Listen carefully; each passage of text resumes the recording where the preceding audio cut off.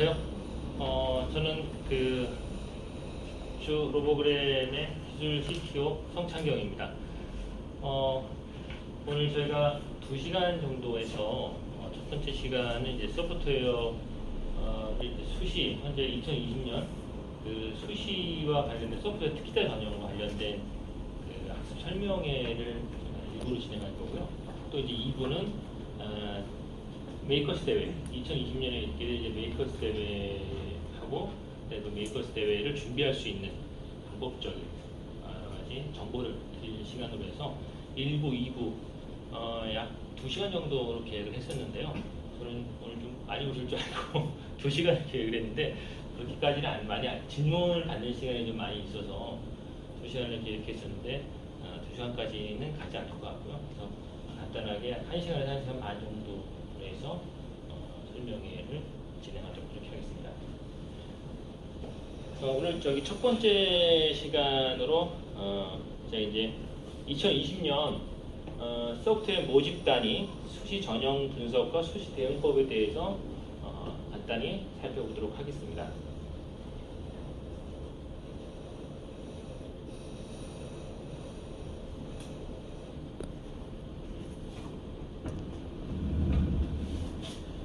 네, 2020년 이제 수시가 약 100일 정도로 남았는데요. 현재 2020년 이제 수시에서 저희가 이제 가장 지금 오늘 설명해 드릴 부분은 소프트웨어 특기자 전형과 소프트웨어 모집 단위입니다. 소프트웨어 특기자 전형과 소프트웨어 모집 단위는 우리 합쳐서 이제 수시라고 하는데요. 수시는 이제 여러 가지 전형이 있는데 제가 오늘 이제 우리 학부모님께 말씀드릴 부분은 소프트웨어와 관련된 모집 단위, 소프트웨어 모집 단위와 관련된 전형에 대해서 제가 설명을 드리도록 하겠습니다. 소프트웨어 모집 단위는 이제 실제로 2015년부터 시작이 됐다고 말씀드릴 수는 있는데요. 2015년부터라고 말씀드리는 건 이제 정부의 소프트웨어 중심대학 설립이 2015년부터 시작이 됐습니다.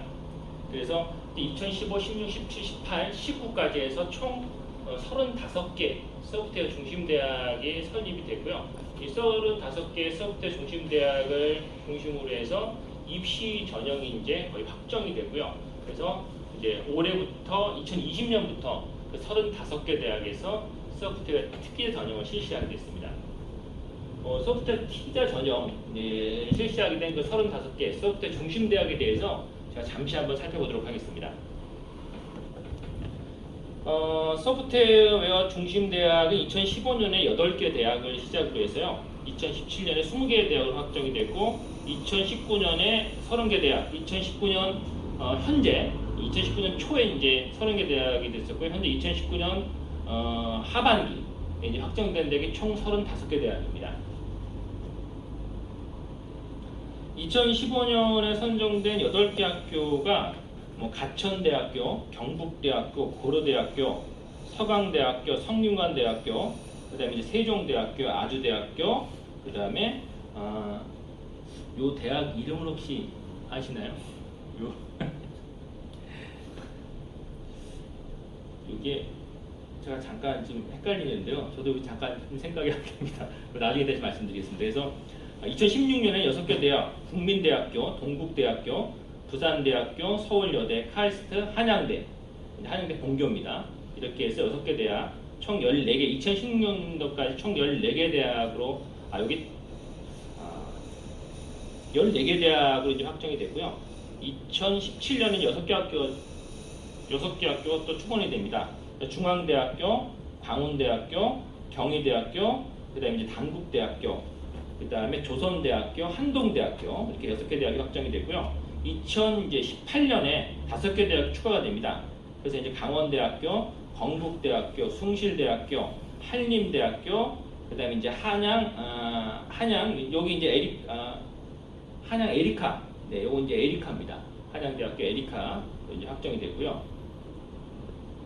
2019년에 이제 또 5개, 전반기에 5개 대학교가 추가가 되는데, 동명대학교, 그 다음에 선문대학교, 우성대학교, 원광대학교, 제주대학교, 그 다음에 이제 올해 2019년 하반기에 5개 대학이 추가돼서 총 35개 소프트웨어 중심대로 확대가 됩니다.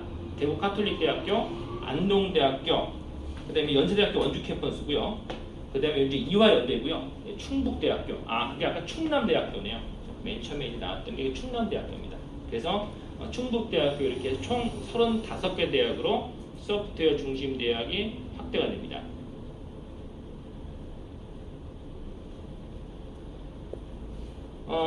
이 소프트웨어 중심 대학이 이제 2019년까지는 25개 대학, 2019년 입시죠. 작년 입시에서는 25개 대학 중 19개 대학에서 소프트웨어 특기자 615명을 선발했고요.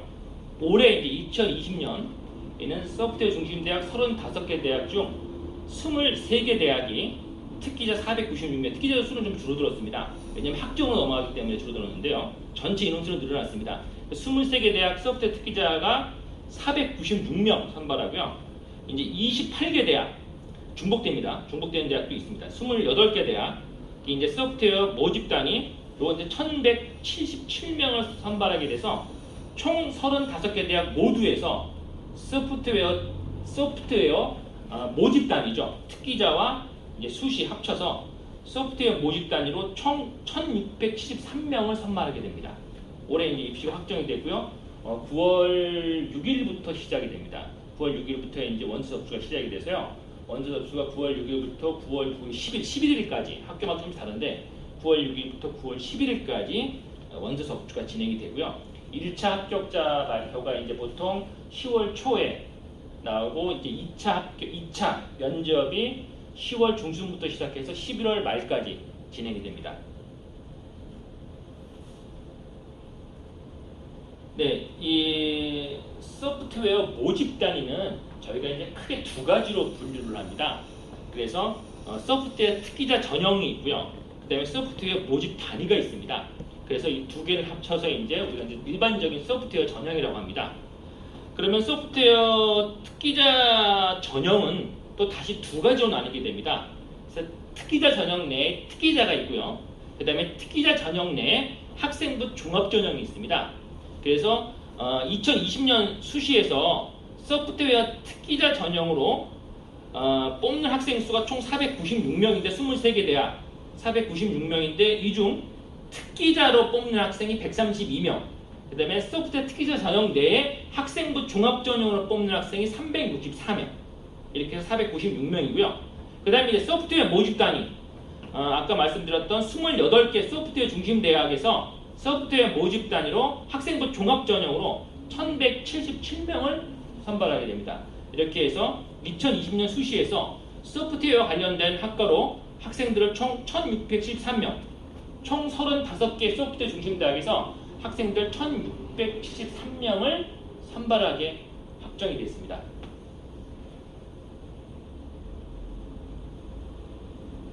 그러면 제가 이제 요건 작년 거였고요. 2019년 소프트웨어 특기자 전형 중 특기자 전형과 학생부 종합 전형. 그러니까 어머님들이 가장 많이 헷갈리시는 게 소프트웨어 특기자 전형 내 학생부 종합 전형과 그냥 학생부 종합 전형, 이 두 가지를 헷갈리시는 경우가 가장 많습니다. 제가 이따 그 두 가지 차이점에 대해서 설명해 드릴 텐데요. 지금 이제 여기에 나와 있는 부분은 작년 겁니다. 작년과 올해 크게 다른 게 없는데요. 이제 달라진 게 뭐가 있냐면 요 서강대학교하고요. 서강대학교 여기 보시면 특기자 전형으로 지금 뽑는 학교가 8개 대학. 작년에 8개 대학이었는데 올해도 8개 대학입니다. 이렇게 똑같이 8개 대학인데요. 어느 대학이 들어가고 어느 대학이 빠졌느냐? 여기 보시면 부산대가 추가가 됐습니다. 근데 작년에는 서강대가 있죠. 이 서강대가 올해 학생부 종합 전형으로 바뀌었습니다. 이 특기자 전형 내에서의 학생부 종합 전형으로 서강대가 바뀌고요. 작년에는 이제 특기자 전형 내에 특기자 전형이었는데 올해는 특기자 전형 내에 학생부 종합 전형으로 이렇게 서강대가 들어가게 됐습니다. 그래서 작년에는 특기자 전형에서의 특기자 전형이 8개 학교에서 145명을 선발했는데 올해는 8개에서 132명 비슷한 숫자로 선발을 하고요. 특기자 전형의 학생부 종합 전형이 작년에는 11개 교업 470명이었는데 올해는 15개교 364명으로 교년이 좀 축소가 됩니다. 대신 이 축소되는 것만큼 소프트웨어 모집 단위로 학생부 종합전형으로 특기자 전형 내 학생부 종합전형이 아닌 일반 학생부 종합전형으로 확대가 됩니다. 자, 그러면 이제 올해 그 특기자 전형과 학생부 종합전형의 간단한 그 차이점을 한번 분석을 해보면요. 이 소프트웨어 특기자 전형 내에 특기자 전형은 1차 때 둘 다 똑같이 1차 서류 심사가 들어갑니다. 여기서 이제 학생 1차로 학생을 뽑게 되는데요. 그럼 뭔 차이가 있느냐? 특기자 전형은요. 자소서와 1차 서류 심사에 자소서와 활동 자료 또는 실적물을 요구합니다. 근데 학생부 종합 전형의 서류 심사는 학생부와 자소서만 들어갑니다. 활동 실적이 안 들어갑니다. 그 차이입니다. 다른 건 다 똑같습니다. 그리고 특기자 전형에는 되도록이면 특기자 전형 내에서 특기자 전형은 학생부를 되도록이면 배제를 하는데요. 근데 단 학생부를 배제하지 않는 학교가 있습니다. 8개 대학 중에서 여기 국민대학교는 자체 실기평가를 합니다. 동국대학교와 자체 실기평가를 하고 죄송합니다. 동국대학교 자체 실기평가를 하고 국민대학교가 1차에서 뭘 하냐면 입상 실적을 요구합니다. 입상 실적. 그래서 입상 실적이 있는 학생만 국민대에 지원을 할 수가 있고요. 동국대 같은 경우에는 이제 입상 실적에 이런 걸 요구하지 않는데 대신 여기는 단 한 번에 실기고사를 치릅니다. 실기고사하고 뭐가 들어가냐면 학생부 종합 전형, 학생부가 들어갑니다. 학생부에서 교과 성적이 들어갑니다. 동국대는 그 차이가 있습니다. 그래서 제가 2단계로 말씀을 여기 이제 2라고 하는 건 2단계인데요. 여기 이제 면접입니다. 그래서 부산 같은 경우에는 부산과 숭실대 같은 경우에는 학생부가 1차에 들어가고요. 한양대하고 동국대는 학생부가 2차로 들어갑니다. 그래서 이제 특기자 전형 작년까지만 해도 특기자에서 학생부를 반영하지 않았는데요. 올해는 특기자 전형에서 학생부를 반영하는 학교가 이렇게 하나, 둘, 셋, 넷, 5개 학교가 8개 학교 중 5개 학교가 학생부가 1차 서류 들어가기도 하고 2차 면접 때 2차 면접하고 그 합산 점수에서 들어가는 학교가 이렇게 동국대학교고 한양대학교 같은 경우에는 2차에서 면접할 때 이제 면접 끝나고 나서 합산 점수 들어갈 때 서류에 합산 점수가 들어갑니다. 그 서류에서의 그 합산 점수로 학생부가 들어가도록 되어 있습니다. 그래서 특기자 전형은 원래 학생부를 하지 않았는데 올해 바뀐 게 이제 이렇게 해서 동국대와 한양대 같은 경우에는 2차에 학생부가 들어가고 부산대하고 숭실대 같은 경우에 1차에 학생부 성적이 들어가도록 하고 있습니다. 자, 그러면 이제 학생부 종합 전형을 여기서 특기자하고 학생부 종합 전형의 가장 큰 차이는 올해만 놓고 본다고 하면 활동 자료와 실적물이 들어가면 특기자고요. 활동 자료나 실적물이 들어가지 않으면 특기자에서 학생부 종합 전형에 해당하게 됩니다. 그 차이입니다. 그래서 특기자하고 학생부 종합, 특기자 내에서의 학생부 종합과 특기자의 차이는 뭐냐? 활동 자료나 실적물이 들어가면 특기자에서의 특기자고요. 그 다음에 활동 자료하고 실적물이 들어가지 않으면 특기자에서의 학생부 종합 전형에 해당하게 됩니다. 자, 이 두 가지 전형 다 뭐가 필수냐? 2단계 면접 필수입니다. 근데 동국대는 면접을 보지 않습니다. 그 다음에 서강대와 중앙대도 역시 면접을 보지 않고요. 서강대와 중앙대는 자소서와 학생부 추천서만으로 학생을 뽑습니다. 단 한 번 서류 심사만 들어간다는 얘기입니다. 그리고 질문은 나중에 받는 거죠? 네, 요거 끝나고 받도록 하겠습니다. 네. 그 다음에 충남대 같은 경우에 이제 학교장 추천서가 들어가고요. 그 다음에 한양대 에리카 같은 경우에는 이제 자소서가 들어가지 않습니다. 이 차이점입니다. 이제 이 하나의 특징이 있는데요. 한양대 에리카 같은 경우에는 특기자의 학생부 종합인데 유일하게 자기소개서가 들어가지 않습니다. 그리고 이제 면접에서는 학업 역량과 전공 적합성, 인성, 발전 가능성 등을 평가하면서 이 내용이 자소서에 반드시 들어가야 됩니다. 자기 자소서에 그 자기소개서 내에 학업 역량이나 전공 적합성, 인성, 발전 가능성을 기술해야지 면접 때 이걸 바탕으로 해서 이 자소서에 들어간 이 내용을 바탕으로 해서 4가지 항목을 바탕으로 해서 면접 때 학생들 면접을 직접 보게 되면서 이제 거기서 점수를 매기게 됩니다. 이렇게 해서 특기자 전형은 현재 서포트 특기자 전형 문제 크게 특기자 전형과 학생부 종합 전형이 있는데 이 두 개를 저희가 이제 할 수가 있고요. 이제 여기서 떨어진 학생들은 다시 수시로 넘어갑니다. 이것도 수시긴 한데 서포트 요 특기자 전형을 뺀 일반 수시로 들어가게 됩니다. 그래서 그 일반 수시에서 1177명 학생들을 또 다시 뽑게 되는데 중복되는 학교가 굉장히 많습니다. 네. 그럼 제가 여기서 잠깐 이제 질문이 있으시면 잠깐 질문을 받도록 하겠습니다. 근데 저는 그 특기자 전형에 관심이 많거든요. 네. 그래서 제가 알기로 카이스트 특기자 전형은 교장 선생님 추천서 있는 걸로 알고 있는데. 네. 그리고 저는 활동 자료와 실정들이 궁금해요. 네. 아직 뭐 중학교 1학년이니까 먼 얘기긴 한데 네. 그 학생부 종합 전형, 이 특기자 전형 말고 보통 수시를 하려면 학생부에다가 막 기록을 막 다 해주지 않잖아요, 학교가. 네, 맞습니다. 그런데 이 특기자 전형에서 활동 자료와 실전물이 무엇을 의미하는 건지, 네. 그러니까 이제 저기 미래를 잘 준비해 갈 때 활동 자료와 실전물을 어떻게 준비를 하라는 얘기인데 그게 잘 몰라서 좀 궁금해요, 내용이. 활동 자료 실정을 말씀하시는 예, 거죠? 예. 네, 그거 그리고 내용은 두 번째가 그 네. 활동 자료와 실전물이 혹시 네, 특기자 전형을 할 때 네, 학생부 기록하고 그게 이렇게 맞아져야 되는 건지 뭔가가 네. 여기에 없는데 이제 실적이 있네 뭐 이런 거 있잖아요. 이렇게 맞춰야 되는 건지 그런 것도 있는지. 네, 궁금합니다. 네. 그러면 제가 그건 이제 이따 설명을 드리려고 했었는데요. 아, 네. 저희 이제 지금 질문이 나왔기 때문에 그 입상 실적, 활동 증빙서로 특기 입증 자료에 대해서 잠깐 살펴보도록 하겠습니다. 이제 저희가 입상 실적이라고 하면 모든 대회를 다 의미하지는 않습니다. 입상 실적은 지금 소프트웨어 중심대학에서 수시에서 입상 실적으로 인정되는 그건 딱 정해져 있습니다. 이제 국제정보올림피아드 한국 대표 선발전의 입상 또는 한국 코드페어 청소년 알고리즘 챔피언십 공모전 입상, 그 다음에 국민대 알고리즘 대회, 경희대 알고리즘 대회, 작년에는 서강대, 올해는 국민대 알고리즘 대회와 경희대 알고리즘 대회를 진행을 하는데요. 작년에는 여기다 플러스해서 서강대 알고리즘 대회가 있었습니다. 근데 올해는 서강대 알고리즘 대회를 치르지 않는 걸로 알고 있습니다. 왜 안 치르냐? 아직 발표가 안 됐습니다. 그러니까 학교 내에서 어떤 사정에 의해서 이걸 치르지 않는지는 모르겠는데요. 안 치를 수도 있고 늦게 발표가 될 수도 있는데 작년 이맘때는 다 끝났었거든요. 서강대 쪽 학교까지 알고리즘 대회가 전국 고등학교 학생 대상 알고리즘 대회입니다. 이거는 중학생은 해당하지 않고요.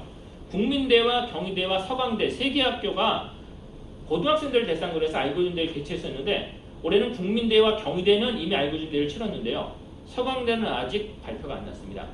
그러니까 치른다는 발표가 안 났어요.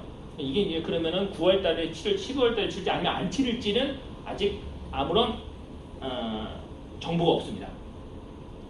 그리고 이제 국내 정규 4년제 대학 주최 전국 규모 컴퓨터 프로그래밍 실기 대회 또는 소프트웨어 중심 대학 사업협회 주최 컴퓨터 프로그래밍 경진 대회 이런 대회들만 입상 실적으로 인정을 해줍니다. 그래서 여기에서 이제 입상을 해야지 입상 실적으로 인정을 받아서 요거는 입시 자료로 쓸 수가 있습니다. 그리고 국민대학교에서 알고리즘 대회에서 입상을 하면 다른 대학교 못 쓰느냐? 아닙니다. 여기도 국민대나 경희대, 서강대까지 포함해서 이 학교들은 모두 소프트웨어 중심대학에 해당하기 때문에요. 여기서 쓴 것들은 소프트웨어 중심대학 35개 대학에서 다 쓸 수가 있습니다.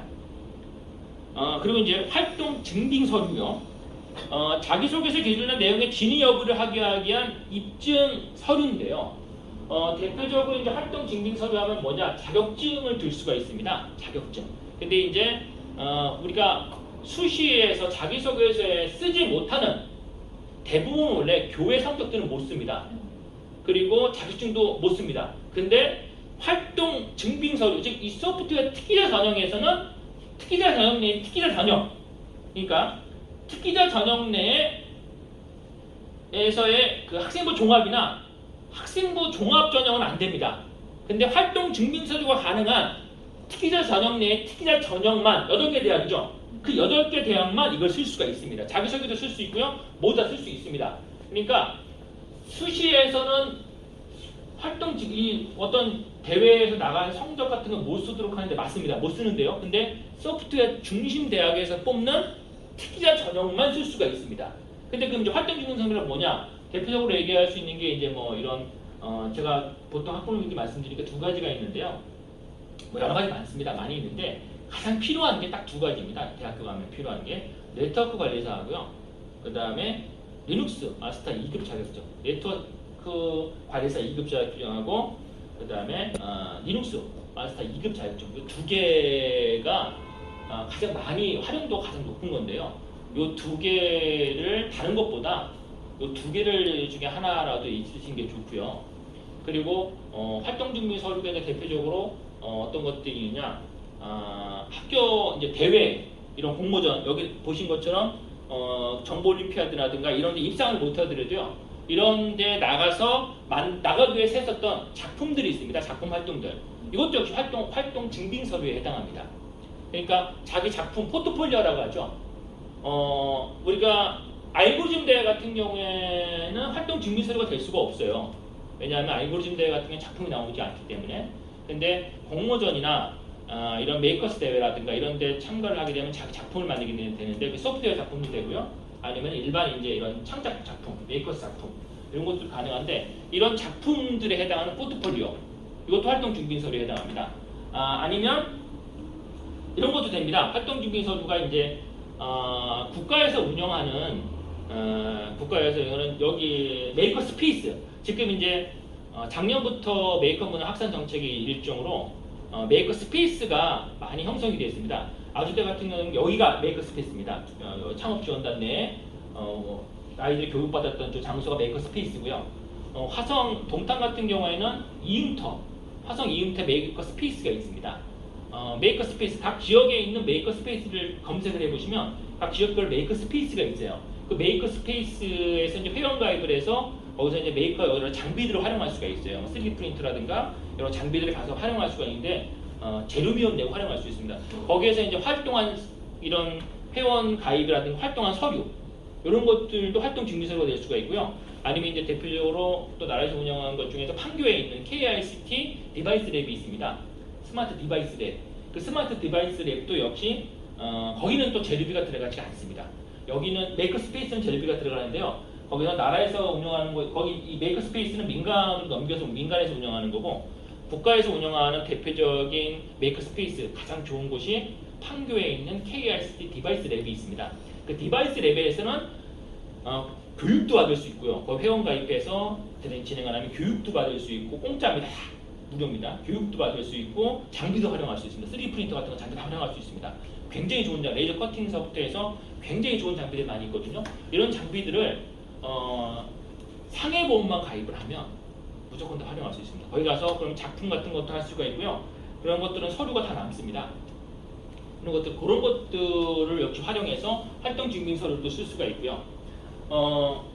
그 다음에 근데 이제 소프트웨어 관련 국가 공인 자격증이나 수상 실적도 물론 가능한 거고요. 그 다음에 이제 봉사활동, 소프트웨어 관련된 봉사활동도 우리가 지금은 작년까지만 해도 봉사활동을 할 때 그 봉사활동 내용을 기재를 했었는데요. 올해부터는 봉사활동 내용 기재를 못합니다. 대신 소프트웨어 관련 입증 서류로 활동 증빙 서류를 쓸 수가 있습니다. 근데 그 활동 증빙 서류를 쓰려면 어떻게 해야 되느냐? 학생부에 기재가 될 수 있도록 해야 됩니다. 학생부에. 학생부에 기재가 되게 하려면 학교에다가 미리 얘기를 해야 돼요. 봉사활동 계획서 같은 거 또는 학교 담임 선생님으로부터 확실하게 강의를 받을 수 있는 방법이 담임 선생님하고 친하면 그래서 자기가 봉사활동을 소프트웨어 봉사활동 이런 걸 합니다라고 담임 선생님이 확실히 각인을 받을 수 있게끔 얘기를 해주면 선생님이 나중에 학생부에 평가서 쓸 때 그런 내용을 써주거든요. 근데 이제 다른 선생님과 친하지 않는 경우에는 그걸 입증서 할 수 있는 서류를 남겨야 되는데 그 입증서 서류가 뭐냐? 활동 계획서가 있습니다. 요새는 이제 활동 계획서를 굳이 안 내도 1318이나 1365라든가 이런 데다가 하면 되는데 학교에 학생부가 들어가 선생님한테 각인을 받고서 평가서를 그렇게 받는 게 중요하거든요. 그러려면은 봉사활동 계획서를 내는 게 좋습니다. 학교 선생님하고 친하지 않는 경우에는 담임 선생님하고 친하고 학교에 어떤 담임 선생님하고 친한 학생들이면 그런 굳이 활동을 하지 않더라도 담임 선생님이 이 학생이 어떤 봉사활동을 하고 봉사활동을 통해서 뭘 준비를 하고 있는지를 잘 정보를 공유할 수가 있는데 그러지 못한 학생들 같은 경우는 이제 서류 같은 걸로 해서 그런 계획서라든가 이런 걸 반드시 필히 제출을 해서 자기 봉사활동도 왜 하는지 어떤 봉사활동을 하는지 선생님이 각인을 받아서 그 선생님이 나중에 평가서를 작성할 때 학생부의 평가서를 작성할 때 이 학생이 봉사활동이 어떤 봉사활동을 하고 이게 자기가 지금 고등학교에서 대학교 진학할 때 어떤 과를 진학할 거고 나중에 미래의 직업이 뭔지를 서로 연결을 할 수 있게끔 선생님한테 정보를 제공하는 것도 하나의 방법이 될 수 있다고 봅니다. 그리고 이제 특기 입증 자료 같은 경우는 또 이제 어떤 게 되냐 가장 이제 많은 게요. 개발 일지나 개발 보고서 같은 거는 저희가 작품 활동을 하다 보면 활동 준비 서류하고도 포함될 수 있는데 크게 이제 저희가 개발 일지나 개발 보고서 작품 제작할 때 학생들이 작성하게 되는 개발 일지나 개발 완료 보고서 시연 영상 이런 것들이 이제 사실 특기 입증 자료로 해당합니다. 그래서 이런 특기 입증 자료 포트폴리오죠. 학생이 한 작품 하나 만들 때마다 포트폴리오를 반드시 만드는 게 중요합니다. 그 포트폴리오를 관리하는 것도 중요하고요. 그래서 그 포트폴리오가 자기 특기 입증 자료에 해당할 수가 있고요. 그 다음에 이제 보통 학술지에 기재된 논문 저자나 벤처 창업 이런 것도 역시 특기 입증 자료로서 그리고 이제 아까 말씀하신 카이스트나 이런 데서 가장 이제 많이 보는 게 요 특기 입증 자료에 해당합니다. 활동 준비 서류나 입상 실적보다는 제가 보기엔 이 특기 입증 자료 요거를 가장 많이 평가 자료로 활용하는 걸로 알고 있습니다. 네, 그리고 아까 또 질문하신 게 어떤 거였었죠? 그거 아니, 예. 그 사실은 너무 기재를 학생부에 기재를 안 하잖아요. 네. 너무 기재를 안 하니까 근데 이제 특기자 전형은 그게 아니어도 따로 준비할 수 있다고 하니까 네. 이제 그런 마음으로 여기 오긴 했는데 네. 저 그럼 네. 입상 실적이 저거 외에는 자소서에 다른 거는 기재할 수는 없어요? 자소서에 기재할 수 있습니다. 학생부 종합에는 예. 안 되는 거예요? 학생부 종합 전형이라면 일반 소프트웨어 모집단이 말씀하시는 거죠? 네, 그것도 그렇고 뭐 특기자에 거기는 되는 거고요. 특기자는 무조건 되는데요. 특기자 학생부 종합 전형. 네, 되는데 이제 지금 그 판단 기준이 이제 어떤 게 기준이냐면 이제 보통 평가 지침이 내려오잖아요. 학교 선생님한테 자소서 쓸 때 평가 지침이 내려와요. 근데 이제 확실하게 안 되는 거는 수학, 과학 관련, 교과 성적과 관련된 그 성적들은 절대 기재를 못하게 돼 있어요. 자기소개서 그걸 기재하게 되면 특기자 전형이 아닌 이제 일반 종합 전형을 말씀드리는 겁니다. 일반 종합 전형에서는 이제 그 소프트웨어 모집 단위도 일반 종합 전형에 해당하니까요. 학생부 종합 전형, 특기자 내에서 학생부 종합 전형 괜찮습니다. 근데 이제 워낙 인원을 많이 1177명을 뽑는 그 소프트웨어 모집 단위, 소프트웨어 모집 단위를 앞으로 이제 지금 말씀드릴 때는 일반 학생부 종합 전형을 말씀드리겠습니다. 학생부 종합 전형에서는 일반적으로 교과 외 성적에 관련된 모든 입상 실적은 못 쓰도록 되어 있어요. 근데 단 안 나와 있는 그거에 대해서 그 지침서에 안 나와 있는 게 뭐냐면 정보 올림피아드라든가 이런 지금 그 소프트웨어와 관련된 대회 성적 같은 것들에 대해서는 쓰지 말라는 말은 안 나와 있어요. 그걸 재료로 한다는 말은 안 나와 있습니다. 그래서 학생이 무슨 어학이라든가 무슨 뭐 수학 올림피아드, 과학 뭐 천문 올림피아드, 생물 물리 올림피아드 이런 것들 뭐 그다음에 뭐 창의력 올림피아드 이런 것들은 절대 딱 지침이 나와 있는 게 있는데 그 지침대로들 보면 이 소프트웨어와 관련된 대회 입상 뭐 여러 가지가 많잖아요. 소프트웨어 관련된 뭐 우리 서울시 앱 개발 대회라든가 뭐 이런 여러 가지 게임 공모전 이런 굉장히 많거든요. 그런 것들 쓰지 말라는 말은 안 나와 있습니다. 그러니까 쓰지 말라는 말은 안 나와 있기 때문에 쓴다고 해서 0점 처리되지는 않습니다.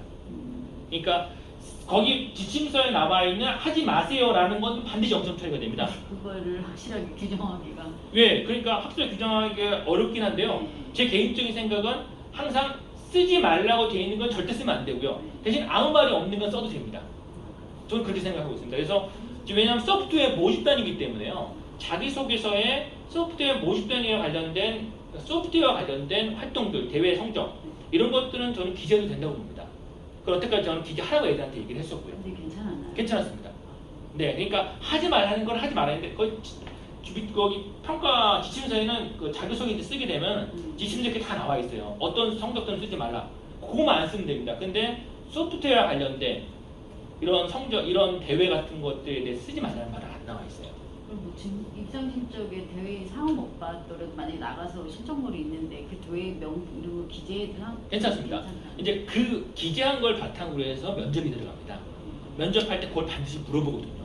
그러니까 자기소개서에 스토리가 없으면 물어볼 것도 없고 그 학생을 판단하는데 인성평가나 그런 부분이 못해요. 근데 이 학생이 진짜 전공 적합성을 반드시 아까 면접에서 제가 4가지가 있는데 그 중에서 일부분을 차지하는 게 전공 적합성이 있습니다. 그다음에 발전 가능성하고요.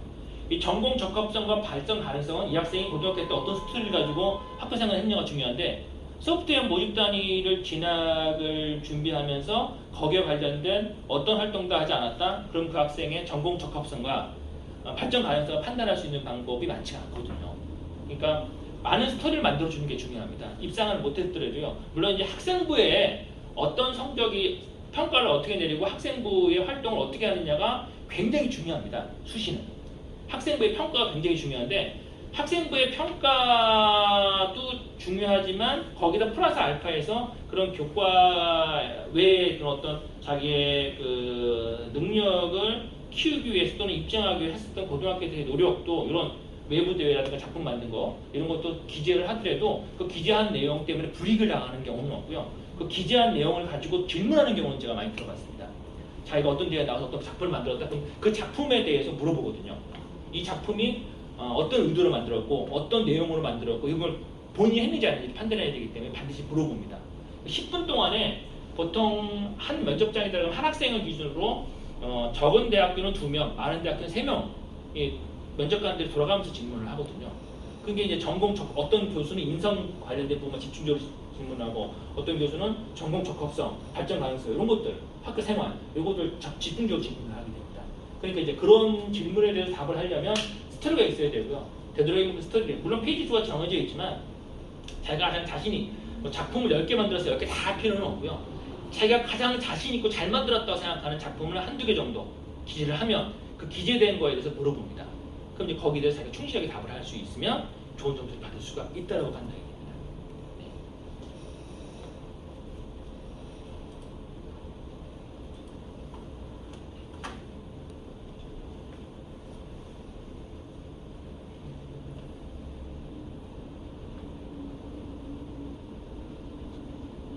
네.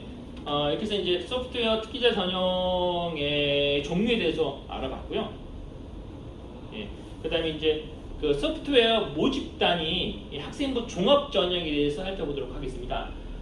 소프트웨어 특기자 전형 같은 경우에는 또 가장 큰 특징 중에 하나가 뭐냐면 수능 최저가 들어가지 않습니다.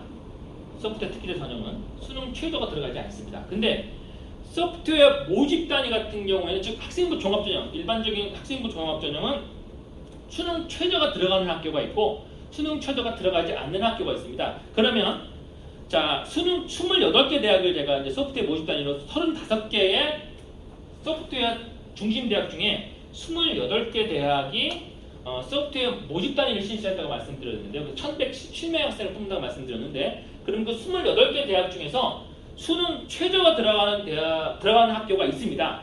물론 이제 이게 올해 이렇게 내년에 바뀔 수도 있는데요. 작년하고 올해 보면 딱 2개 정도, 2개에서 3학교 정도 추가되고 빠지고 바뀌고 작년 같은 경우에는 성균관대학교가 특기자 전형에서 특기자 전형 학생을 뽑아 소프트웨어 모집 단위로 넘어갔습니다. 바뀌었습니다. 이게 이제 학교들 조금씩 이렇게 변동은 있는데 근데 큰 틀은 바뀌지 않습니다. 이름만 좀 바뀌는 거고요. 전형의 이름만 좀 바뀌는 거고 큰 틀은 바뀌지 않는다고 말씀드릴 수가 있는데요. 근데 그 큰 틀이라는 게 뭐냐? 소프트웨어 모집 단위에서의 수능 최저. 작년 같은 경우에는 성균관대학교가 특기자 전형 학생들을 뽑았기 때문에 수능 최저가 들어가지 않았습니다. 근데 성균관대학교가 올해도 수능 최저가 자 보겠습니다. 성균관대학교 여기 보시면 수능 최저 들어갑니다. 이게 수능 최저거든요. 그러니까 작년에는 100명을 뽑았는데 학생 오늘은 좀 줄어들었습니다. 75명 뽑고요. 서류가 100%입니다. 여기에 이제 서류는 아까 말씀드렸던 자소서, 그 다음에 활동 증빙 서류가 들어갑니다. 자소서, 학생부 크게 3가지로 보실 수가 있고요. 그리고 여기는 수능 최저가 있습니다. 학생부 자소서 들어갑니다. 세종대 같은 경우에는 가장 많은 학생을 뽑습니다. 창의 인재 전형으로 218명을 뽑는데요. 여기는 이제 1단계 서류, 그 다음에 2단계 서류하고 면접이 들어갑니다. 여기는 수능 최저가 없습니다.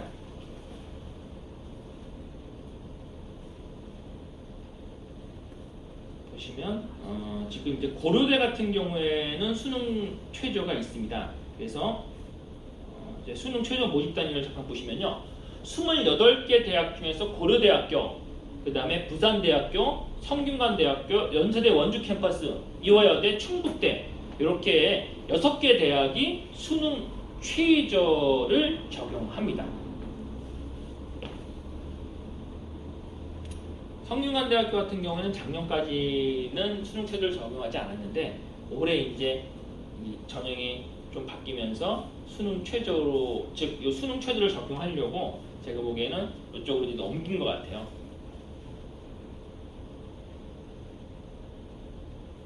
네, 숭실대 이제 숭실대에는 두 가지 전형을 동시에 진행을 합니다. 서브대 특기자에서 학생부 종합전형을 하면서도 동시에 학생부 종합전형을 또 따로따로 학생들을 뽑습니다. 그래서 서브대 특기자 학생부 종합전형에서 전형 이름은 서브대 특기자고요. 학생부 종합전형에서의 전형 이름은 SSSU 미리 인재. 그래서 서브대 특기자 전형으로는 21명을 뽑고요. SSU 미래 인재로는 51명을 뽑습니다. 2단계 전형일, 1단계 통과한 학생들이 이제 면접 보는데요. 면접일이 10월 26일, 학생부 종합전형 보는 면접일은 11월 2일입니다. 자, 차이점이 뭐냐? 다 똑같습니다. 다 똑같은데요. 숭실대는 특기자 전형이기 때문에 1단계에서 입상 실적을 요구합니다. 그 다음에 학생부 종합전형에서는 활동 증빙자를 요구합니다. 그러니까 같은 학교에서 지금 두 가지 전형으로 학생들을 중복해서 뽑습니다. 두 군데 다 지원을 할 수 있나요? 할 수 있습니다. 입상 실적이 있는 경우에는 특기자로 하시는 게 좋고요. 입상 실적이 없는 경우, 그러니까 입상 실적은 없는데 자기가 공부를 굉장히 많이 해서 자료 같은 거 많이 모아놨다, 실적물이 많다, 실적물이라기보다는 자료 같은 게 많다, 뭔가 입증할 수 있는 자료가 많다, 그러면 학생부 종합 전형을 이용하시는 것도 되고요. 특기자 전형이 떨어지고 나서 학생부 종합전형 중복전형 가능합니다. 바로 네, 가능하기 때문에 두 번 학생들을 고려대 마찬가지입니다. 고려대 같은 경우는 이제 특기자 전형 같은 경우에는 최저를 적용하지 않는데 수시에서 학생부 종합전형은 최저를 적용한다는 차이점이고요.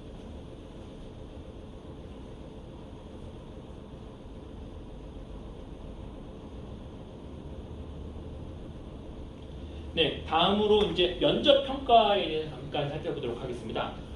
면접 평가 같은 경우에는 이제 가장 중요하죠.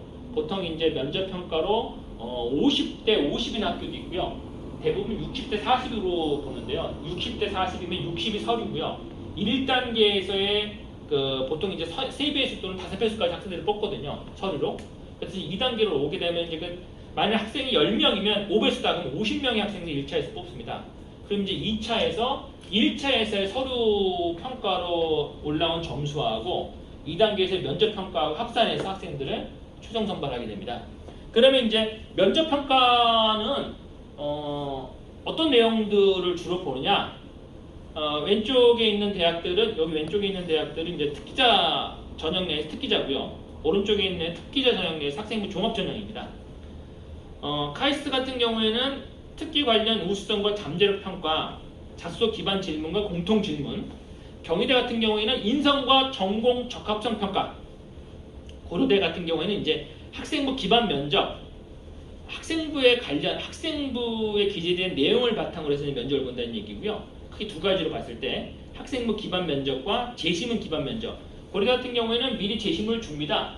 재시문 한 15분 정도 학습한 다음에 재시문을 주고 15분 동안 자기가 답변할 걸 생각한 다음에 15분 후에 면접관들 앞에서 그 재시문에 대한 답을 하도록 하고 있습니다.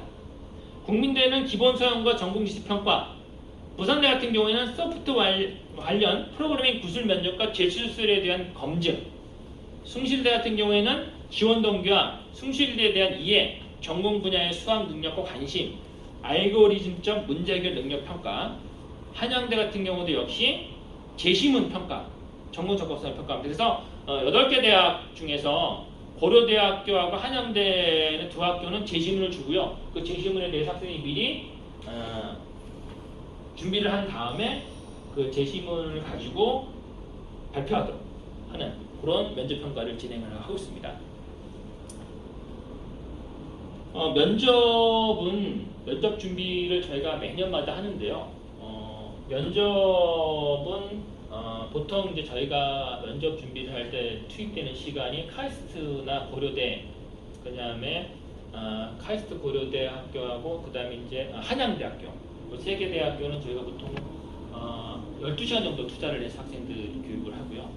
그 다음에 일반 그 학교를 제외한 나머지 학교들 보통 9시간, 적게는 6시간에서 많게는 9시간 정도 투자를 해서 학생들이 6개 학교를 지원을 하는데 일정들이 빡빡해가지고요. 6개 학교를 다 준비하지, 대부분 학생들이 6개 학교는 대부분 준비를 못하고 많아야 3개 정도 준비를 면접 준비를 합니다. 그냥 겹치고 바로바로 또 이어진 학교들이 많아가지고요. 그 다음에 저희가 분류를 했을 때 나중에 이제 6개 대학을 뽑아 오셨을 때 학교마다 조금씩 그 특징이 비슷한 학교, 면접에서 물어보는 질문이 비슷한 학교들이 이렇게 대부분 2개, 3개 학교들이 많이 묶입니다. 그러다 보니까 학교를 이제 준비를 할 때 6개 학교를 지원을 하더라도 이렇게 분류를 해보면 최대한 3군데가 같고요. 2개 또는 뭐 3개 이렇게 같아서 비슷한 평가들을 물어보기 때문에 이렇게 나누어서 저희가 면접 평가를 준비를 시킵니다. 근데 이제 아이들이 제가 해가 거듭될수록 많이 느끼는 게요. 발표 잘합니다. 대답 잘하고요. 의사 아이들은 대답 굉장히 잘하더라고요. 그러니까 몇 년 전에 저도 꽤 많이 입시를 제가 해봤기 때문에 10년 전, 15년 전에 학생들이, 그러니까 이 면접이 이제 입학 사정관 제도가 진행된 지 한 10년 정도 됐거든요. 한 10년 정도 전에 학생들이 그 면접할 때, 준비할 때 그 태도하고 지금 아이들을 이렇게 비교를 하면 해가 거듭되면 거듭될수록 애들이 굉장히 똑똑하다고 말해야 되나, 말 잘한다고 말해야 되나, 굉장히 자기 평가, 자기 어떤 그런 것들을 잘 그 대답을 하고 말하는데 두려움을 크게 느끼지 않더라고요. 학교에서 이제 뭐 여러 가지 그 발표 모든 평가라든가 이런 것들이 워낙 잘 돼 있어서 그런지 모르겠는데, 근데 초기의 도입 단계에서는 그런 학교에서 발표 평가, 모두 평가다 이런 것들이 굉장히 잘 됐다고 생각했는데 요새 또 학교에서 그 모든 평가나 발표 평가들을 잘 안 한다고 하더라고요. 그러니까 그 여파가 아이들이 초창기에 그 발표 수업 요 지금 2015년부터 적용된 1차 교육 그 학생들 그 지도하는 제가 생각이 안 나는데 그 학생들을 그 교육시켰던 그런 학교에서의 어떤 그런 전체적인 틀이 7차, 지금 7차로 넘어왔잖아요. 6차, 7차에서 2015년부터 7차가 시작됐거든요. 초창기에는 한 4년, 5년은 굉장히 준비를 잘해서 학생들도 거기에 잘 따라와서 왔던 것 같은데 작년부터인가 올해부터 아이들이 또 이렇게 보면 중고등학교에서 발표평가나 이런 것들을 잘 안 한다고 하더라고요. 말이 맞는지 학교에서 막 발표하면서 모든 수업하고 하면 애들이 많이 싸운다고 그런 게 또 부정적인 것들이 많이 발생이 돼서 또 요새는 또 많이 줄어드는 것 같더라고요. 그래서 발표나 이런 모든 수업들을 통해서 아이들이 자기 발표를 하고 지금 자기 어필하는 시대거든요. 그러니까 자기 발표나 이런 PPT 작성하면서 사람들 앞에서 발표하고 이런 게 굉장히 중요한데 그런 것들을 준비를 2015년 교육 과정이 바뀌면서 7차 교육 과정이죠. 7차 교육 과정이 바뀌면서 그런 준비들을 굉장히 잘 해서 잘 해와서 그 아이들이 그걸 7차 교육 평가를 처음 도입돼서 교육받은 아이들이 현재 고등학교 아이들이 돼서 이제 지금 준비 몇 년 동안 보니까 굉장히 발표들을 잘하는 것 같은데 지금 중학교 아이들이 초등학교 중학교 아이들이 오히려 이제 다시 또 안 하는 형태로 간다고 하더라고요. 얘네들이 또 몇 년 후에는 대학을 갈 때쯤 되면 또 그게 그대로 반영이 되거든요. 근데 제 개인적인 생각은 자기 생각을 남한테 그 발표하고 자기 생각을 정돈대에서 다른 사람들, 평가위원들 앞에서 얘기하는 이런 훈련들을 평상시에 좀 많이 하면 면접 평가 따로 사실 크게 준비할 거 없거든요. 근데 이제 우리 부모님들 많이 걱정이 되시니까 면접 평가에서 자제하는 비중이, 점수 비중이 굉장히 높다 보니까 이제 이 27년 되면 굉장히 많은 학생들이 여기에 매진을 하는데요. 제 개인적인 생각으로는 평상시에 자기가 어떤 그 소프트웨어와 관련된 생각이 명확하고 자기가 뭘 만들어야 되고 나중에 대학을 가서 어떤 전공을 하고 이 전공을 바탕해서 직업을 뭘 선택할지만 명확해지면 그게 고등학교 1학년 때까지 확정이 돼야 됩니다. 고등학교 2학년, 3학년 때 옛날처럼 점수에 따라서 학생들이 자기 과를 선택하고 그 과로 진학을 해서 그 과 자기가 자기 소질하고 관련도 없는 그런 전공을 택해서 나중에 그런 쪽 관련된 부분 일을 하게 되면 지금은 입시하고 많이 그런 많이 괴리된 그런 선택이거든요. 그래서 최소한 고등학교 1학년 전까지는 자기가 어떤 전공을 택하고 그 다음에 향후 어떤 직업을 택할지를 명확하게 준비를 해서 이미 고등학교 1학년 올라가면서부터 그걸 준비를 해야지 현재는 수시에서 좋은 성적을 얻어낼 수가 있습니다. 그래서 이게 가장 중요하기 때문에요. 뭐 나중에 학원을 이용해가지고 뭐 면접 준비한다 이것보다는 고등학교 1학년 때부터 차근차근하게 한 2년 정도, 3년 정도 차근차근 준비를 하면 충분히 이런 소프트웨어 중심 대학이 요구하는 학생들을 뽑는 어떤 평가 기준에 충분히 부합되지 않을까 이렇게 생각이 됩니다. 네, 그리고 네, 그 소프트웨어 특기자 전형을 위한 준비 시기를 제가 대략 한번 뽑아봤습니다. 입상 실적 같은 경우는 이제 알고리즘 대회를 입상을 하려면요, 최소 중학교 2학년 때 시작을 해야 됩니다. 알고리즘 대회를 입상 이게 해마다 지금 시간이 지날수록 학생들이 다니고 이게 제가 작년에 만든 거거든요. 근데 제가 작년에는 최소 중학교 2학년이라고 얘기했는데요. 올해 제가 이제 말씀드리고 내년에 말씀드릴 때는 내년에 이제 이렇게 말씀드릴 것 같아요. 중학교 올라가서 알고리즘 대회 준비하면 늦습니다라고 말씀드릴 것 같아요. 여기서 알고리즘 대회는 일반적으로 알고 계신 경시대회입니다. 정보올림피아드 경시대회. 이런 정보올림피아드 경시대회 같은 경우에는 지금 이제 해마다 인원들이 계속 늘어나고 있거든요. 그리고 이제 또 우리가 학교에서 학생들이 이제 정규 교과 과목으로 소프트웨어에 관련된 그 과목들을 배우다 보니까 학생들이 이제 관심도가 자꾸 올라가고 있거든요. 그리고 또 실제로 이게 이제 대학에서 입시 자료를 쓰고 있다 보니까 알고리즘 대회 같은 경우에는 뭐 중학교 2, 3학년 때 시작해도 됐었는데 내년에는 중학교 1학년부터 시작해도 조금 늦다라고 말씀을 드릴 수 있을 것 같고요. 그래서 알고리즘 대회 경시대회, 이제 일반적인 우리가 수학 경시처럼 정보에도 경시대회가 있거든요. 그 정보올림피아드의 경시대회 준비는 최소한 초등학교 때부터 시작을 해야 되지 않을까 이렇게 생각이 되고요. 대신 이제 공모전 입상 같은 경우에는 공모전, 작품 만드는 겁니다. 그 공모전 두 가지가 있는데요. 소프트웨어 관련된 앱이나 웹을 제작하는 게 하나가 있고요. 그 다음에 이제 자기가 창작품, 창작품은 보드나 로봇을 이용해서 어떤 실질적인 작품을 만드는 겁니다. 이런 것들은 사실 중학교 3학년부터 시작을 해도 괜찮습니다. 요거는 사실 중학교, 고등학교 때 시작을 해도 대신 이제 고등학교에서 대학교 갈 때 입시 자료를 쓰려면 그 학생이 굉장한 자질이 있거나 굉장히 창의적인 학생이면 가능하지만 고등학교 때 시작을 해도 괜찮다고 보거든요. 1년 지금 아이디어 싸움이거든요. 그래서 아이디어만 좋은 게 있으면 사실 늦게 해도 문제 안 됩니다.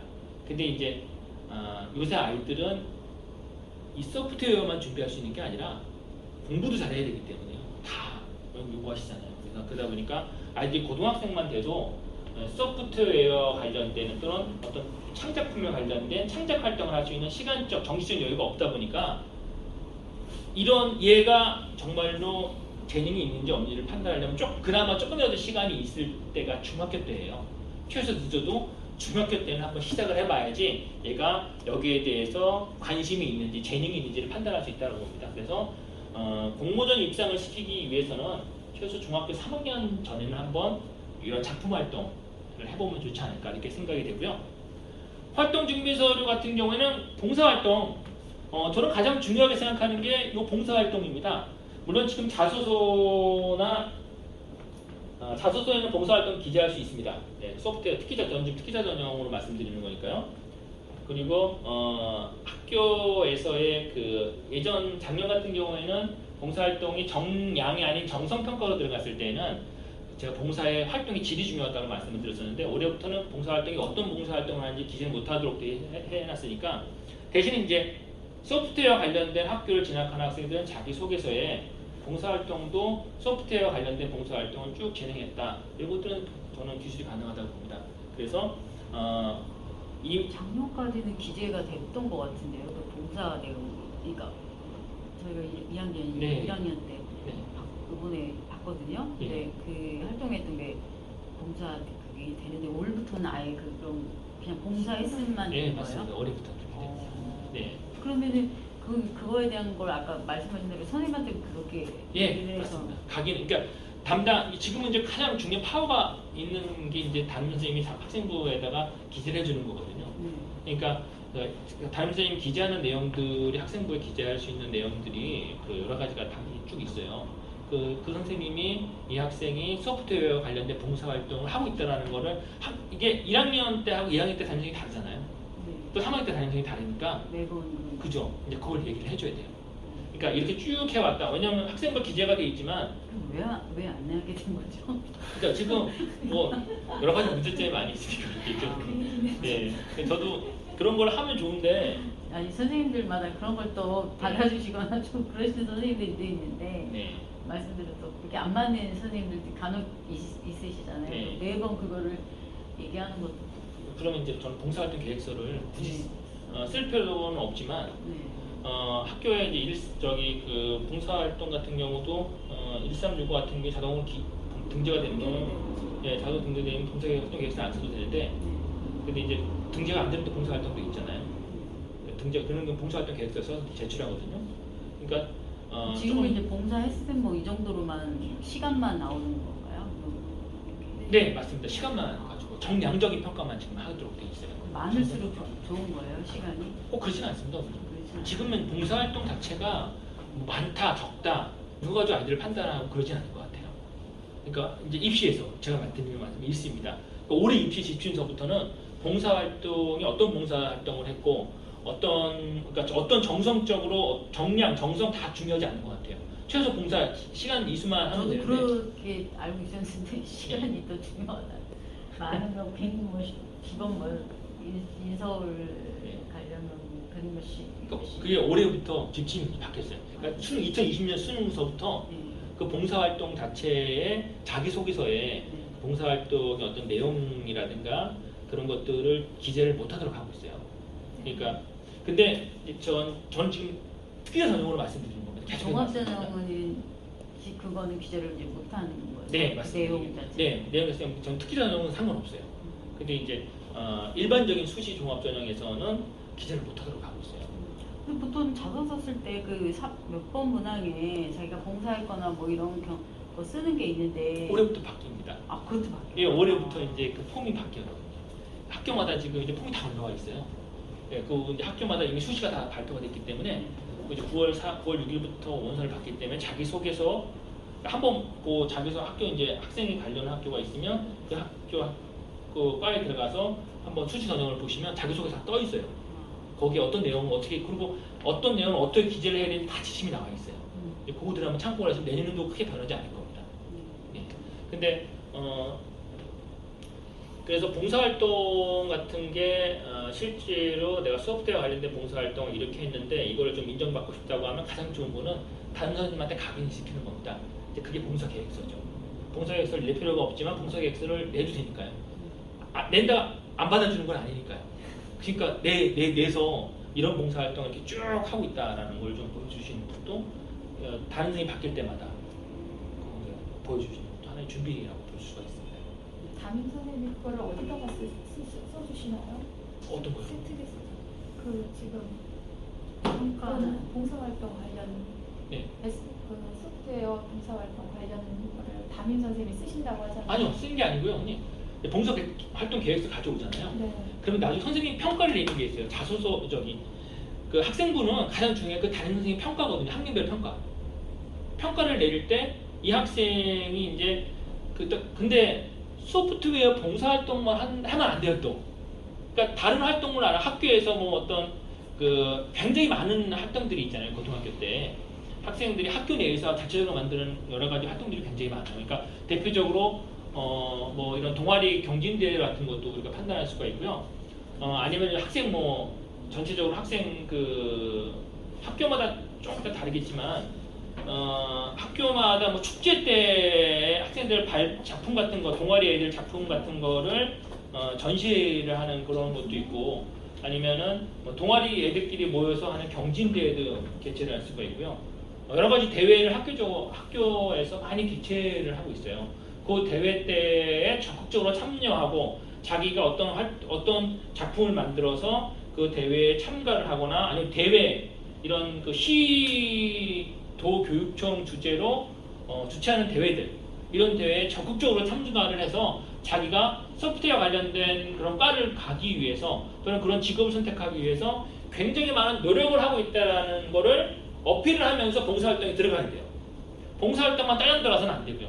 여러 가지 이런 활동들, 적극적인 활동들을 하면서 해야지 담임 선생님이 머릿속에 평가를 내릴 때 이 학생은 이런 학교를 가기 위해, 이런 과를 가기 위해, 이런 직업을 택하기 위해서 지금부터 이렇게 열심히 준비하고 있구나. 그것도 봉사활동도 하고 있고 이런 것들이 종합적인 평가를 내려서 학생을 기재를 해줄 수 있는 거예요. 그러니까 학생이 소프트웨어 관련된 인재라고 판단할 수 있는 하나의 요소가 될 수가 있죠. 절대적인 건 되지는 않습니다. 하나의 요소고 이 봉사활동도 하나의 평가 요소로 작용할 수 있다는 거죠. 그렇게 지금은 어필을 하셔야 됩니다. 근데 선생님 저는 소프트웨어 관련된 검사를 네. 이렇게 되게 큰 데서 하는 캠프 말고는 잘 모르겠는데 여기 뭐 아시는 분 있으세요? 예. 보통 소프트웨어 검사는 그런 캠프 가서 참여하면서 이렇게 해가지고 하는 거 말고는 없는 걸로 알고 있는데 네. 아니 있나요 뭐? 네, 저희 회사에서 하는 있어요? 있습니다. 네. 이제 매월마다 아. 아동센터에 방문해서 아. 아동센터 아이들의 소프트웨어 관련된 코딩 교육을 진행하면서 네. 아이들 코딩 교육을 학생들이 중고등학생들이 코딩 교육을 진행을 하고 있어요. 그런 프로그램이 있습니다. 아, 네. 네. 알겠습니다.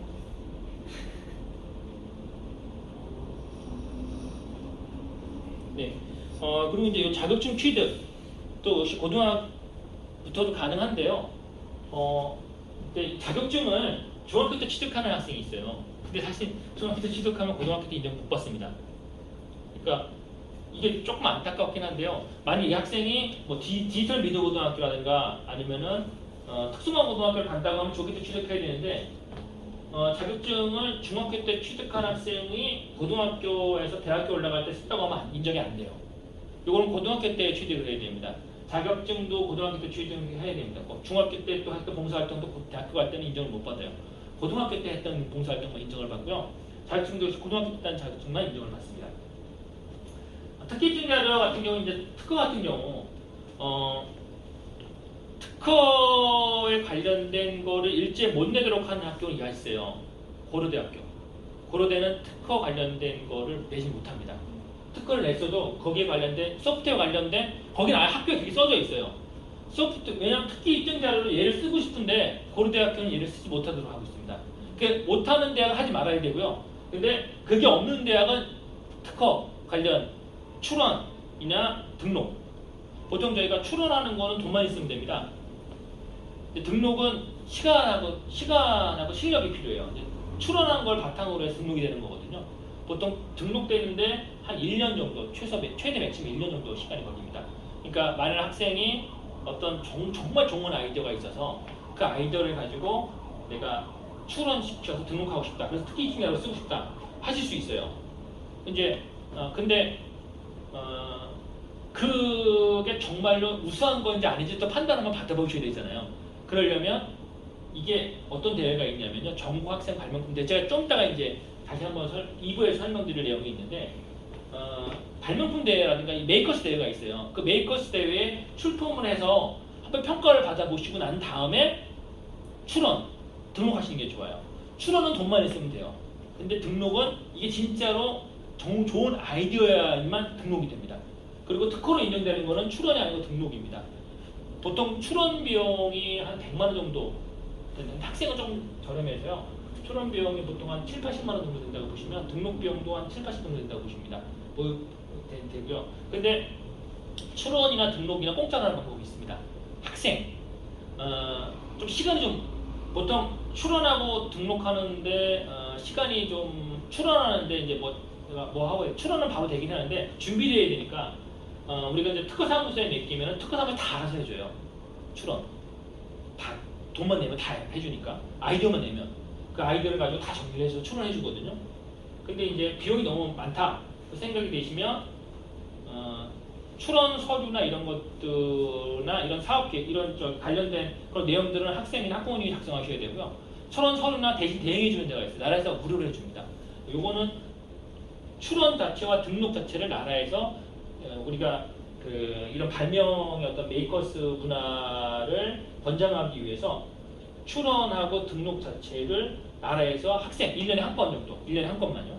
1년에 한 건에 해당해서 학생당 1년에 한 건. 그래서 무료 출원과 등록이 가능하도록 하고 있어요. 그래서 그거를 이용해서 하셔도 됩니다. 대신 이제 조금 준비 서류와 이런 게 좀 많이 귀찮아서 그렇지, 근데 시간이 좀 오래 걸려요. 그러니까 그런 것들만 크게 그거 같지 않으시다고 하면 요거 출원하고 등록, 실제로 학생 출원과 등록 무료로 하실 수 있습니다. 좀 시간 당기고 싶다, 귀찮다, 그럼 이제 직접 자료를 들어서 하시는 방법이 있고요. 이렇게 해서 이런 특허를 내는 것, 특허 등록하는 것도 좋은 하나의 입증 자료가 될 수가 있고요. 그리고 카이스트나 이런 데에서는 반드시 필요합니다. 특허 있으신 게 정말 좋고요. 뭐 학생이 국제대회 나가서 상을 받거나 이러면 뭐 괜찮습니다. 근데 이제 그렇지 않은 경우에는 특허 정도 하나 있으면 정말 좋을 것 같고요. 그 다음에 소프트웨어 개발, 이건 이제 대부분 학생들이 많이들 이제 하는 거고요.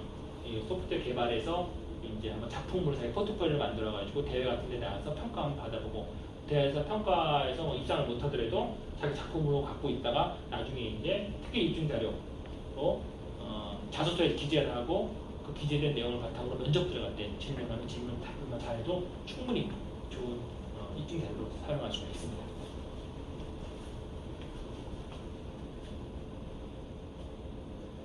네, 이렇게 해서 이제 일부 부분에 대한 학습 설명회를 마치고요. 혹시 질문하실 부분이 있으시면 제가 간단하게 질문에 대해서 답을 드리도록 하겠습니다. 없어요. 빨리 메이커스를 어떻게 준비해야 되나 네, 싶습니다. 알겠습니다. 그럼 이제 제가 다음 2부 순서로 해서요.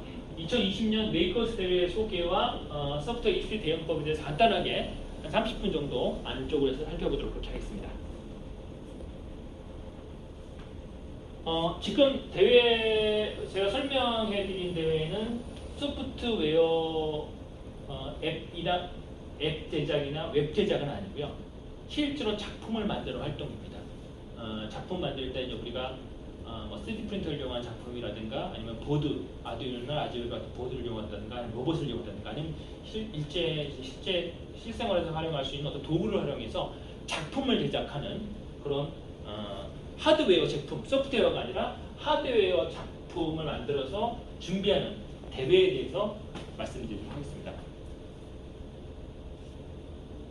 2020년 준비되어 있는 메이커스 대회를 잠깐 살펴보도록 하겠습니다.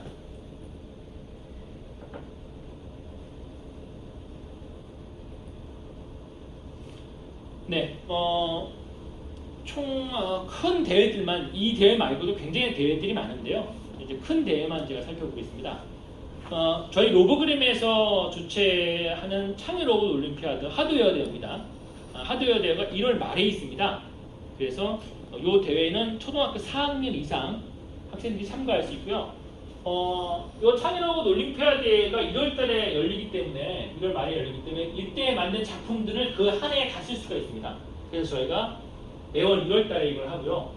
그래서 이제 사실 1월 달에 이거 대회에 참가했던 학생들 중에서 입상한 학생들이 굉장히 많은 대회에 참가를 했는데 그 대회에서 굉장히 좋은 성적들을 많이 내고 있습니다. 여기서부터 시작해서 전국학생 과학발명 경기대회 지금 전국 본선 나간 학생들이 또 있고요. 요건 지금 끝났는데 여기서 이제 입상한 학생도 있고요.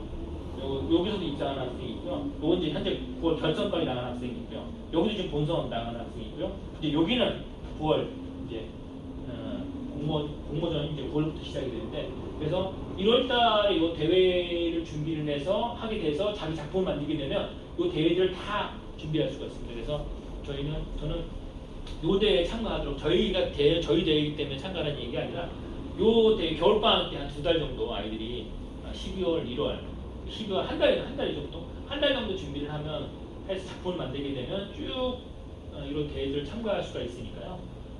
이 대회를 적극 권장하고 있습니다.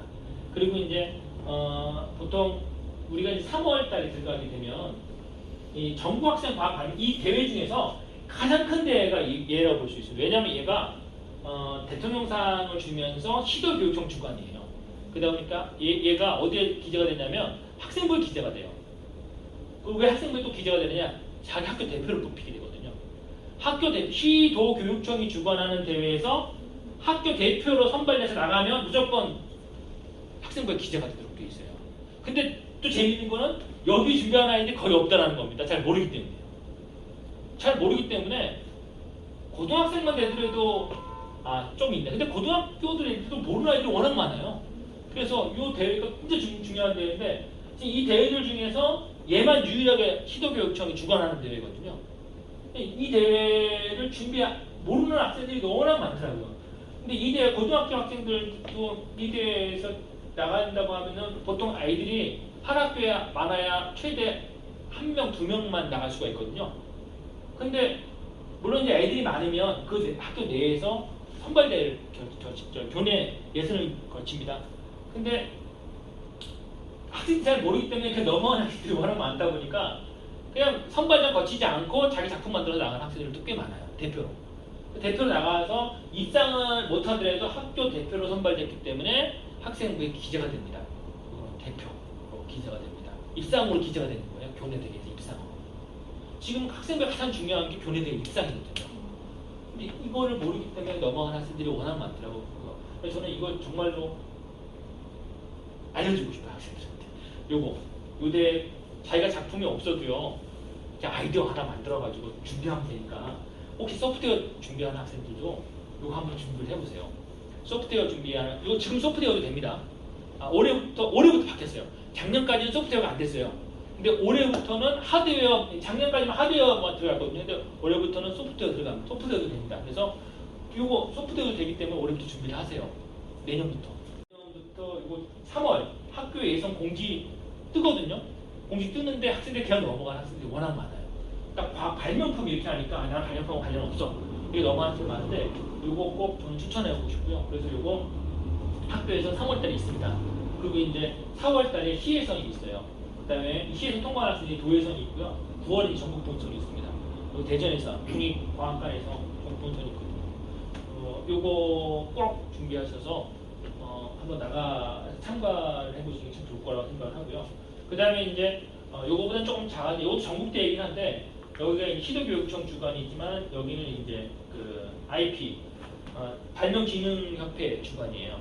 그래서 요거는 대회 규모가 얘보다는 좀 떨어지긴 하지만 이것도 중요한 게 여기서 입상을 하고 나면은 아까 말씀드렸던 특허 있죠? 특허를 무료로 해줍니다. 여기서 특허 쪽도 연구원에서 이쪽에 다 왜냐면 특허청에서 하는 거기 때문에 이거 특허청에서 하는 겁니다. 특허청에서 하는 거기 때문에요. 요거는 특허청에서 하는 거기 때문에 저거 또 참가를 할 수 있으면 이것도 역시 소프트웨어 올해부터 추가가 됐습니다. 그래서 소프트웨어도 웨어 쪽도 추가가 되기 때문에 이것도 준비를 하시면 7월 본선, 그 다음에 결과가 보통 7월 말에 나오거든요. 이건 9월 전국 본선에 나오기 때문에 이거 같은 경우에는 전국대 상을 받더라도 3학년 같은 경우에는 이거 수시에 쓸 수가 없거든요. 근데 이거 같은 경우에는 발명 특허에 이거 쓸 수 있습니다. 그 다음에 이제 한국 코드페어 소프트웨어 착한 상상. 한국 코드페어 예전에 작년까지만 해도 여기가 공모전이었습니다. 한국 정보올림피아드 공모전인데 올해부터 바뀌었어요, 명칭이. 그래서 한국 코드페어 소프트웨어 착한 상상으로 바뀌었습니다. 여기 안에 이제 소프트웨어 제작도 가능하고 작품 제작도 가능해요. 이것도 소프트웨어도 가능합니다. 하드웨어도 가능하고요. 요거는 5월 예선이 있습니다. 근데 5월 예선이 통과한 학생들 6월 본선이 있습니다. 네. 그리고 삼성 이제 외부 대회 중에서 가장 큰 대회가 이제 요거죠. 그 기업체에서 하는 대회 중에서 가장 큰 대회가 이건데요. 삼성 주니어 소프트웨어 참석 대회. 여기는 이제 상금이 워낙 크다 보니까 삼성 주니어 소프트웨어 참석 대회. 저는 여기에서 상금보다는요. 여기 입상을 하게 되면 해외 탐방을 시킵니다. 그 경험이 굉장히 중요하다고 생각이 돼요. 뭐 상금도 좋고 명예도 좋겠지만 실제로 여기서는 다른 거하고 비교해 봤을 때 해외 탐방할 수 있는 그런 기회를 주기 때문에 이것도 역시 이것도 하드웨어, 소프트웨어 다 가능합니다. 그래서 5월 예선이 있고요. 6월 본선, 9월 결선이 있습니다. 워낙 학생들이 많이 참가하다 보니까 이것도 대회를 이렇게 예선, 본선, 결선까지 들어갑니다. 그리고 인베디드 소프트웨어 경진대회 여기도 소프트웨어 있고 하드웨어 다 있습니다. 이 대회 종목이 여러 가지가 있어요. 여러 가지가 있는데 우리 학생들이 초중고 학생들이 이용할 수 있는 게 인베디드 주니어 메이커스 대회가 있어요. 이 대회 내에 인베디드 주니어 메이커스 대회, 주니어 메이커스 대회에 초중고학생들이 참가할 수 있습니다. 이것도 역시 5월 예선이 있고요. 12월 본선이 있습니다. 이건 작품 전시입니다. 12월 본선 들어가면 부스에서 2박 3일간 전시를 해요. 저기 코엑스에서. 코엑스에서 매년마다 본선에 올라간 학생들은 전시를 합니다. 부스 만들어 전시를 하기 때문에 코엑스에서 이것도 중요한 경험이 될 수 있다고 생각이 되고요. ICT 스마트 디바이스 전국 공모전. 여기에 작년까지 학생이 못 들어갔습니다. 여기 주로 성인 대회거든요. 근데 올해부터 중고등학생들이 들어갑니다. 올해부터 중고등학생들, 중학생, 학생부가 새로 신설이 됐어요. 그래서 요것도 이제 주로 우리가 관이라고 보면 국가에서 하는 대회가 요거 세 개입니다. 이게 제일 큰 대회고요. 그 다음에 이게 공모전에 해당하고요. 정부는 공모전 예전에 스마트 디바이스 전국 공모전. 이 대회 자체가 일반 대학생들, 일반인들 굉장히 큰 대회, 전국 가장 큰 대회인데 여기 작년까지는 학생부가 없었는데 올해부터 학생부가 들어갑니다. 그래서 이것도 이제 여기서 마찬가지로 ICT이기 때문에 소프트웨어, 하드웨어 다 됩니다. 그것도 역시 준비 가능하다고 보고요. 제가 이제 참가 가능한 학생 요령들도 봤습니다. 요건 초등학교 4학년 이상이 하면 좋고요. 3학년 이상, 3학년 이상, 3학년 이상, 4학년에서 4학년 중학생 이상이 참가를 권장하는 학년입니다.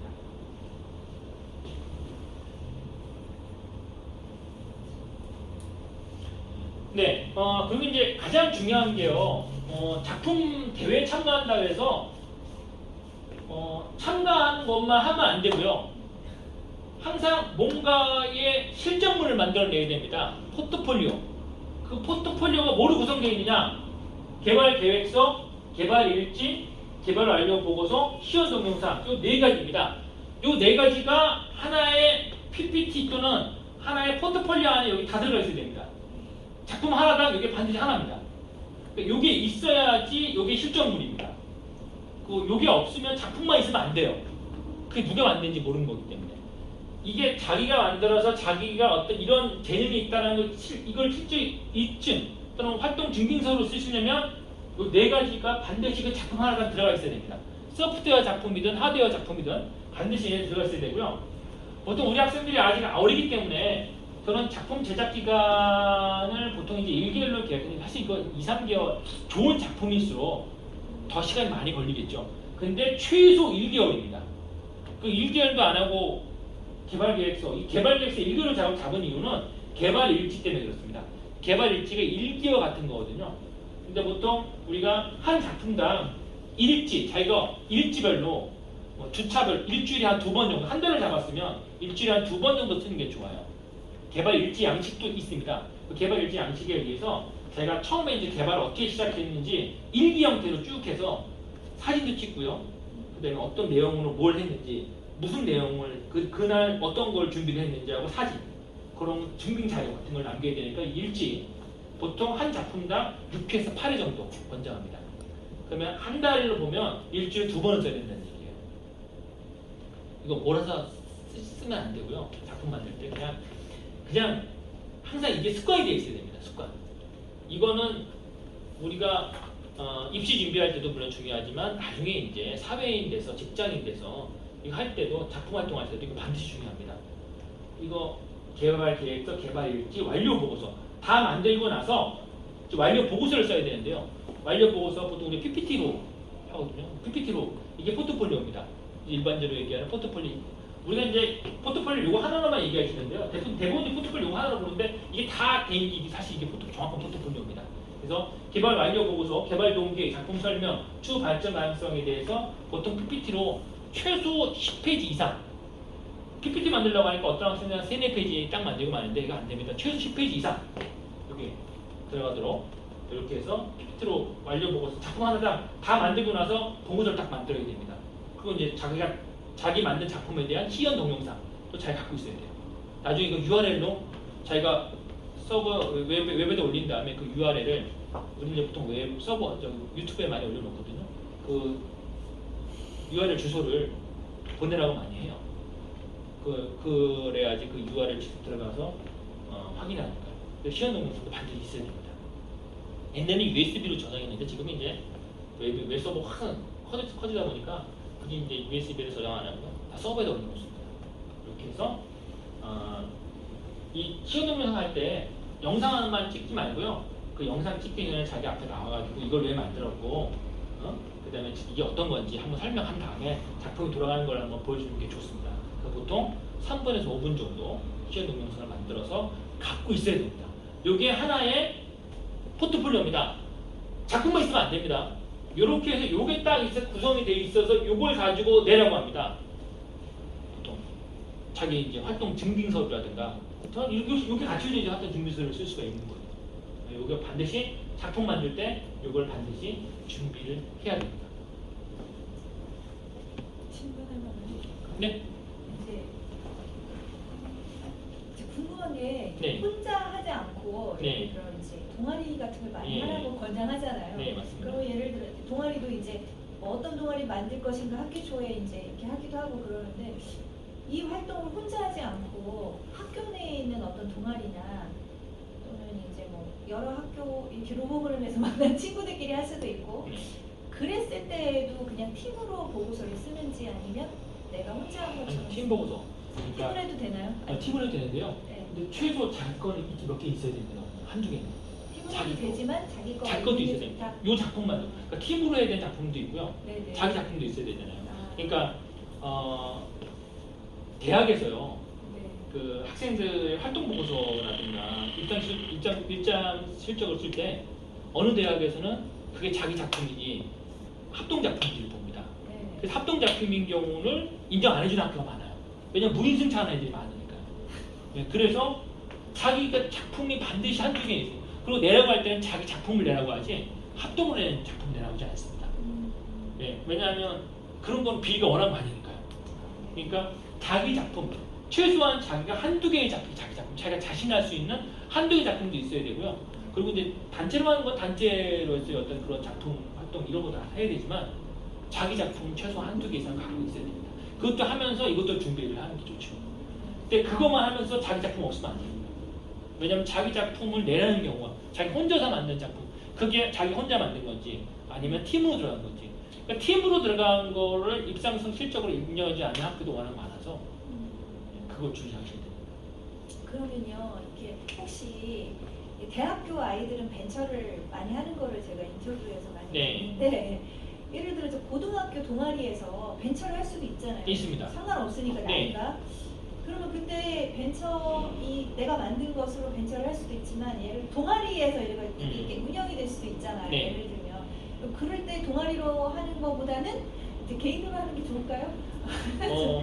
아니요, 어머니 저는 동아리도 나쁘지 않다고 봅니다. 아, 네. 왜냐면 동아리 활동도 권장을 하잖아요. 네. 그리고 동아리 경진대회도 있습니다. 이제 충남대학교하고 카이스트에서 네, 올해 네. 8월, 올해 9월, 조금 있으면 지난 8월 말에 진행을 하는데요. 네. 충남대하고 카이스트에서 4년 이제 수업대 특성화대학이잖아요. 거기서 주최하는 매년마다 주최하는 고등학교 동아리 경진대회도 있어요.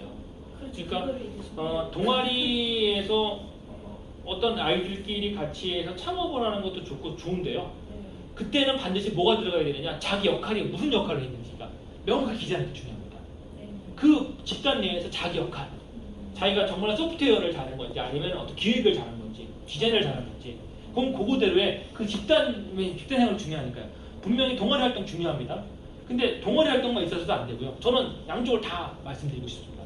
그러니까 지금은 아이들이 이 집단 생활에서의 우리 사회생활도 마찬가지로 학교에서도 집단 생활이 굉장히 중요시 되고 있거든요.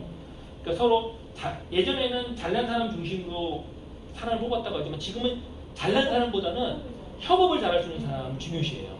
그러니까 어느 하나의 명확하게 두 가지 이거다 이게 아니고요. 자기가 정말로 자기가 실제로 뛰어난 그런 어떤 관심과 재능이 있다는 거를 자기가 스스로 보여줄 수 있는 자기 작품도 있어야 되지만 동아리에서 활동한 것도 필요합니다. 근데 동아리 활동에서 필요할 때는 자기가 그 파트에서 어떤 부분을 전담해서 했는지 그걸 명확하게 나타낼 필요가 있어요.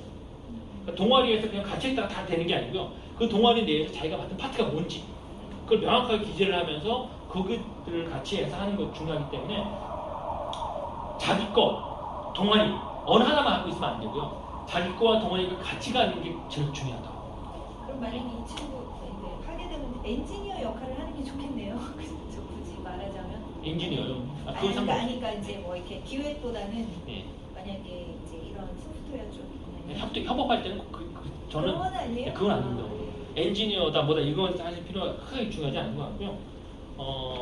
그 집단 내에서 어떤 협업을 하면 자기가 맡은 역할이 뭐고 그 역할을 얼마나 잘해냈는지 그리고 거기서 그 역할을 하면서 자기 느낀 점이 뭔지 이런 게 잘 어울려서 하나의 좋은 것도 포트폴리오로 포장하시는 게 좋지 않을까.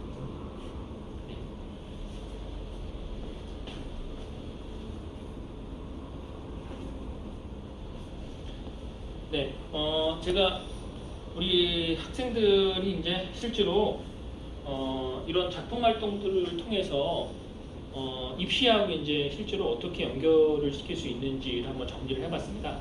그래서 이제 동아리 활동, 동아리 학생들하고 이 동아리 활동이 굉장히 동아리 활동과 교내 활동, 봉사 활동, 교회 활동 다 중요합니다.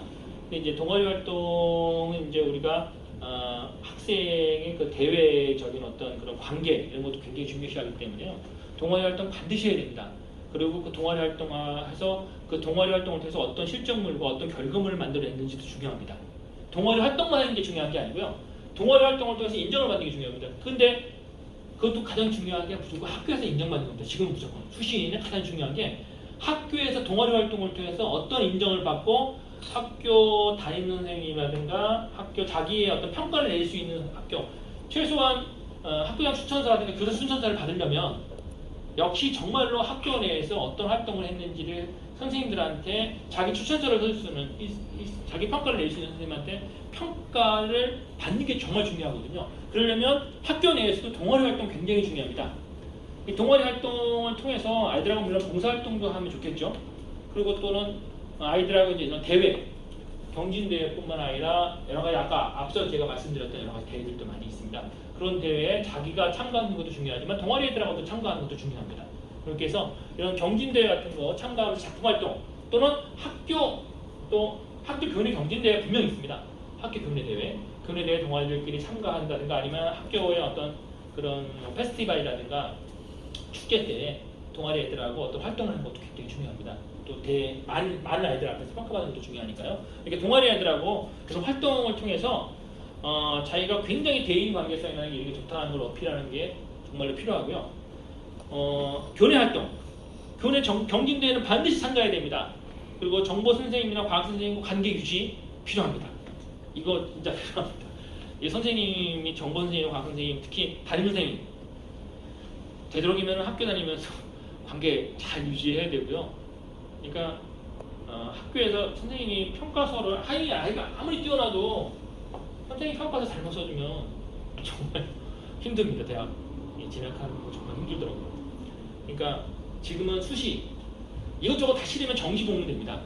선생님, 근데 네. 그 선생님 평가라는 게 정보 선생님, 과학 선생님하고 담임 선생님이 전체적으로 다 좋을 수는 없는 거잖아요.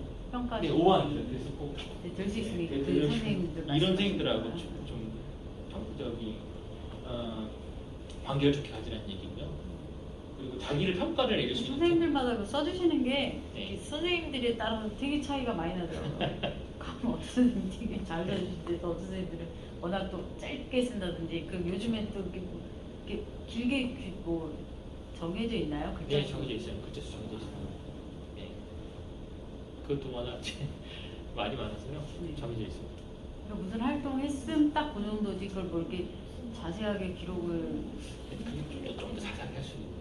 근데 저 1학년 때부터 계속 학교에서 그 코딩 관련된 이렇게 방학 때마다 있어가지고 계속 참석을 했는데 네. 그냥 했음 정도로 기록이 되더라고요. 뭐 이렇게 내용 되게 자세하게 기록이 안 되더라고요. 할 거에 비해서는. 그래서 그 학생부에 남아 있는 내용을 바탕으로 면접이 들어가거든요. 나중에 서류가 이제 통과됐다는 가정하에서 학생부 기반 면접이라는 게 있거든요.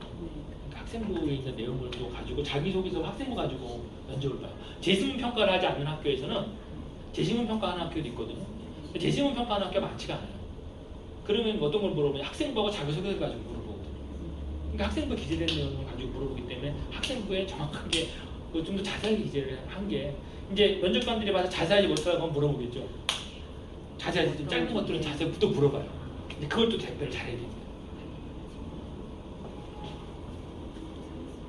네, 그리고 교회 활동 같은 경우에는 이제 활동 준비 서류를 반드시 관리를 잘하도록 했으면 좋을 것 같고요.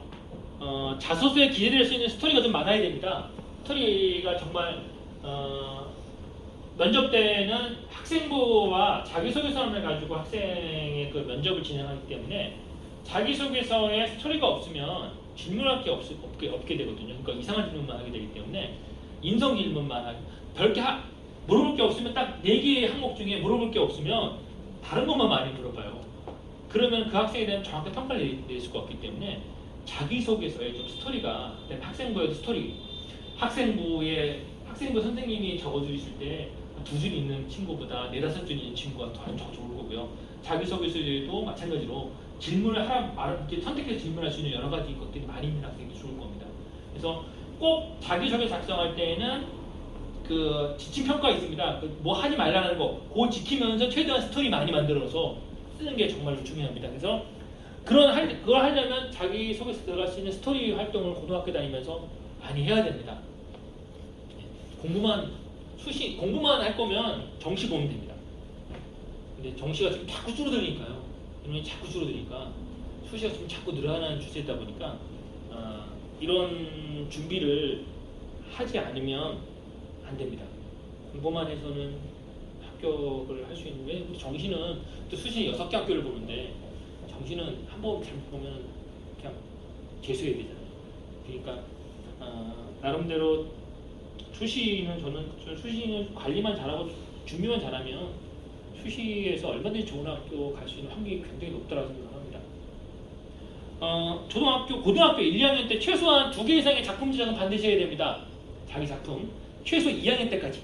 3학년 때 시간이 없잖아요. 3학년 때는 그 작품 가지고 나가야 돼요. 자기가 어떤 실정 같은 게 없으면 최소 아까 보신 대로 7월달 전까지 최소 학생부 기대될 수 있는 때까지 7월 전이니까 여름방 전까지니까요. 그때까지는 최소한 대회도 나가보고 입장도 한번 해봐야 되니까요. 그러니까 1, 2학년 때 작품 반드시 최소 2학년 때까지 작품 만들어야 됩니다.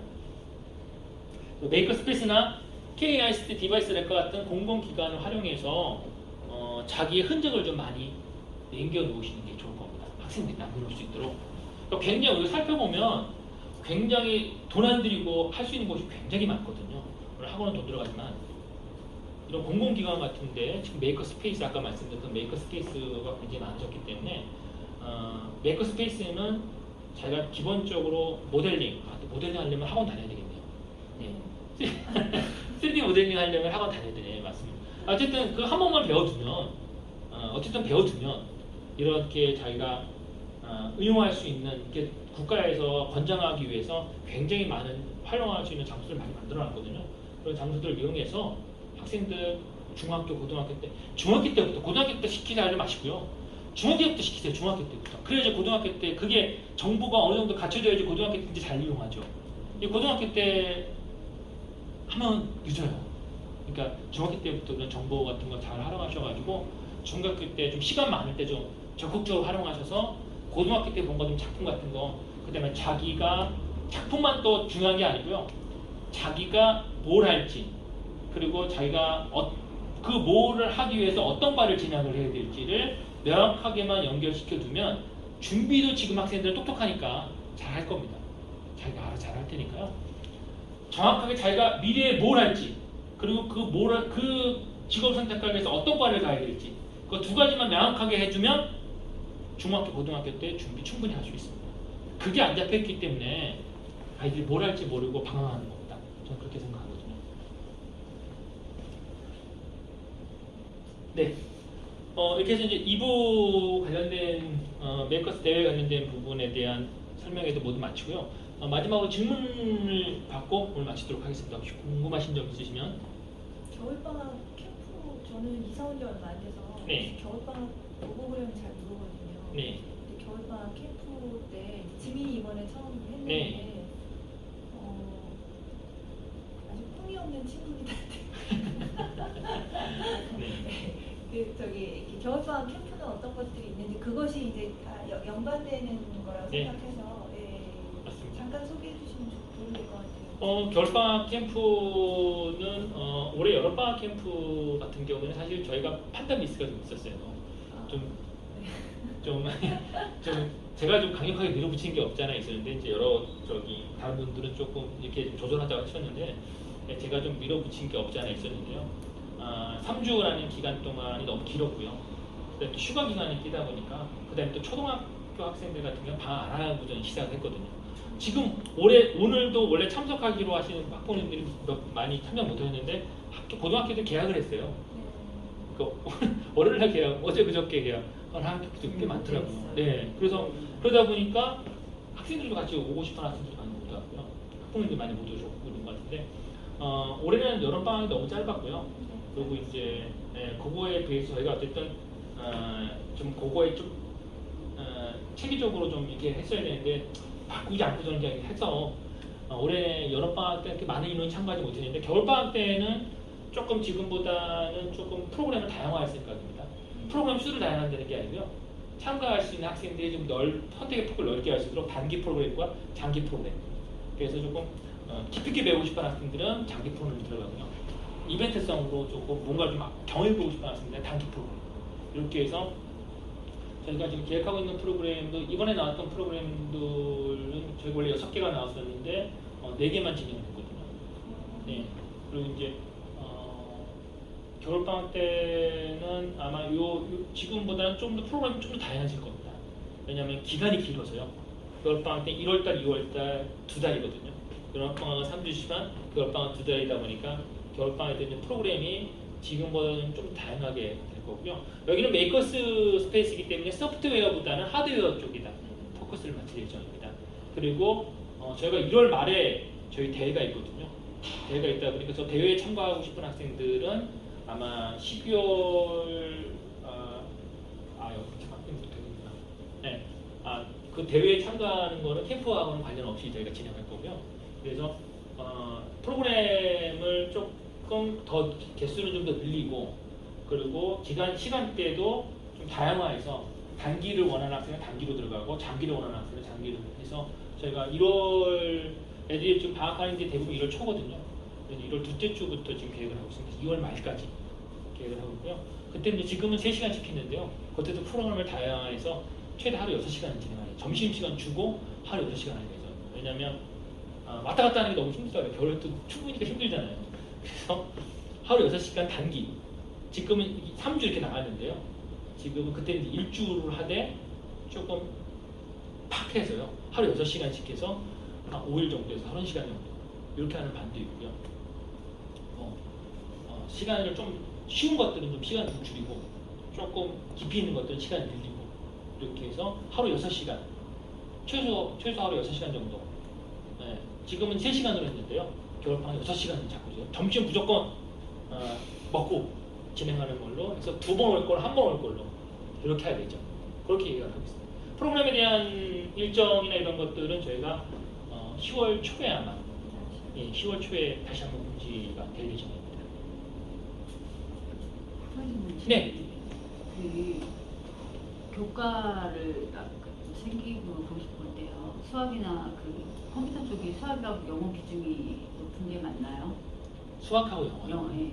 그 비중이 수학학이 높다고 그러더라고요. 네. 수학하고 영어 같은 거. 네, 맞습니다. 예, 학교마다 교과인데 대부분 좀 통일돼 있더라고요. 저는 학교마다 좀 다를 줄 알았는데 대부분 지금 통일돼서 교과 성적에 대한 비율이 수학, 영어, 우리가 국어, 영어, 수학, 과학, 그 다음에 사회가 아니고 국사인가? 네, 한국사요. 네, 한국사죠. 네. 이렇게 과목이 들어가도록 되어 있는데요. 수학하고 영어에 대한 비중 역시 안 볼 수가 없습니다. 그게 주요 과목이다 보니까. 그러면 예를 들어 특기자 같은 경우도 교과 성적 똑같습니다. 똑같아요. 특기자 같은 경우에는 교과 성적에 들어가는 학교가 딱 하나입니다, 어머니. 저기 동국대학교. 동국대학교는 교과 성적이 학생부 교과 성적이 들어갑니다. 교과 성적이 반영이 됩니다. 그리고 동국대만 반영이 됩니다. 8개 학교 중에 한 학교 동국대만 반영이 됩니다. 종합수능 볼 때 수학하고 과학, 아니, 수학하고 영어 비중이 예를 들어 비율적으로 높은 거지 보기는 전체적으로 보는 건 거죠? 네, 맞습니다. 네, 비율적으로 전체적으로 다 보는 건데요. 비율적으로 조금 높다고 보시면 될 것 같아요. 지금 성적 산출하는 거는 고등학교도 마찬가지고 중학교도 제가 보기에는 거의 비슷한 것 같습니다.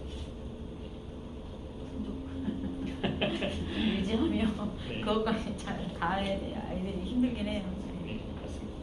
1차니까요. 그러니까 1차와 2차가 있으니까 성적이 조금 떨어지더라도요. 2차에서 다른 걸 좀 보완을 하면 됩니다.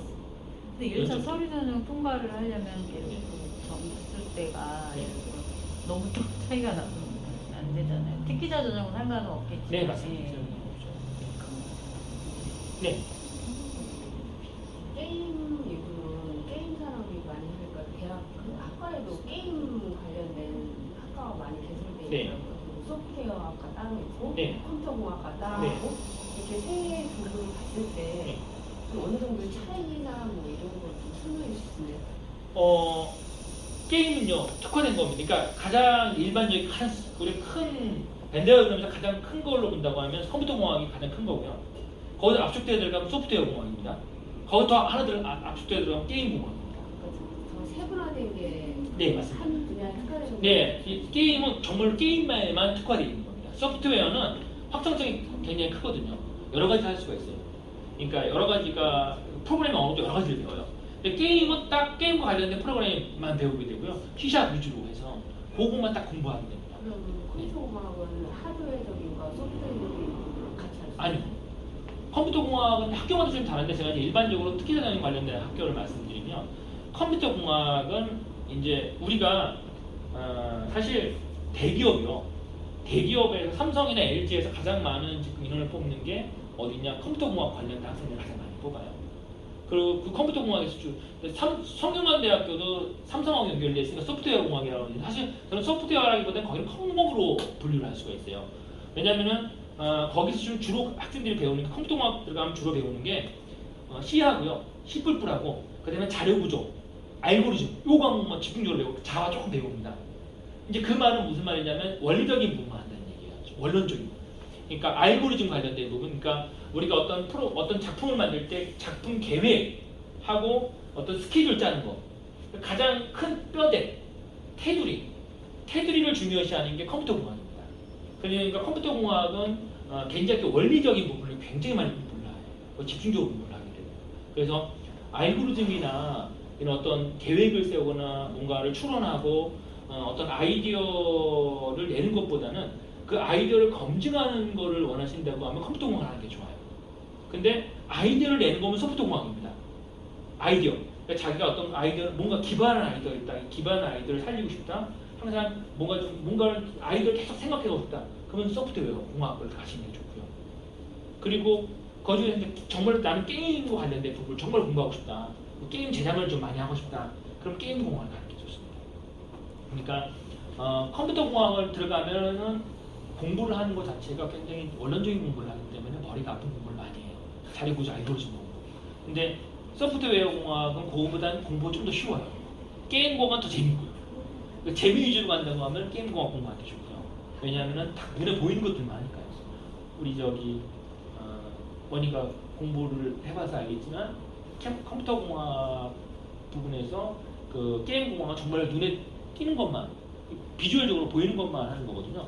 그러니까 자기가 정말로 재미있다, 좋다고 하면은 게임 공학 하는 게 좋고요.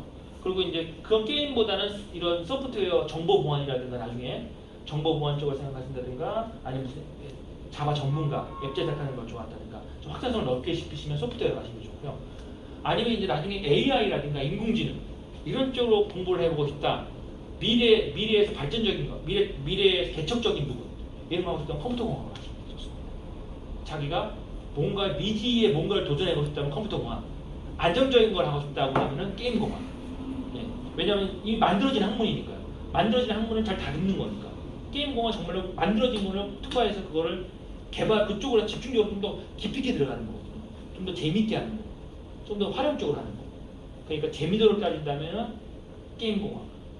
남들이 안 해본 뭔가를 좀 개척하면서 하고 싶다고 하면 컴퓨터 공학. 이렇게 그 중간에 있는 게 소프트웨어 공학. 이렇게 보시면 하드웨어를 요새 하드웨어 부분과 접목시키는 부분을 한다고 하면 정보통신공학을 하시면 되겠습니다. 정보통신. 네. 소프트웨어와 하드웨어가 접목된 부분은 정보통신공학에서 많이 해요. 지금 전자공학이란 말보다는 예전에는 전자공학이 좋았는데요. 지금은 정보통신공학으로 많이 묶였습니다. 그래서 정보통신공학, 하드웨어와 소프트웨어가 결합된 부분은 정보통신공학. 나는 정말 하드웨어만 하고 싶다. 그럼 이제 기공학 쪽으로 가시면 돼요. 그렇게 생각하시면 좋을 것 같습니다. 네, 맞아요. 근데 큰 테두리는 그겁니다. 네. 네. 일단 한 2시간, 저는 원래 한 1시간 조금 넘게 하려고 했었는데 질문이 그렇게 많이 해서 네, 저는 더 좋은 것 같고요. 많이 오시지는 않으셨지만 그래도 말씀드렸던 대로 1시에 다만 끝나게 돼서 다행이고요. 네. 다음에 또 저희가 학습 설명회를 또 저희가 겨울쯤에 또 다시 한번 진행할 예정입니다. 이제 올해의 그 입시 결과 보고요. 결과 보고 내년 이제 준비하는 학생들 대상으로 해서 겨울 방학 때쯤에 다시 한번 또 기회가 되면 다시 뵙고 다시 한번 올해의 수능에 대한 분석과 내년에 이제 어떻게 준비해야 되는지를 다시 한번 뵙고 말씀 나누도록 하겠습니다. 네, 감사합니다. 감사합니다.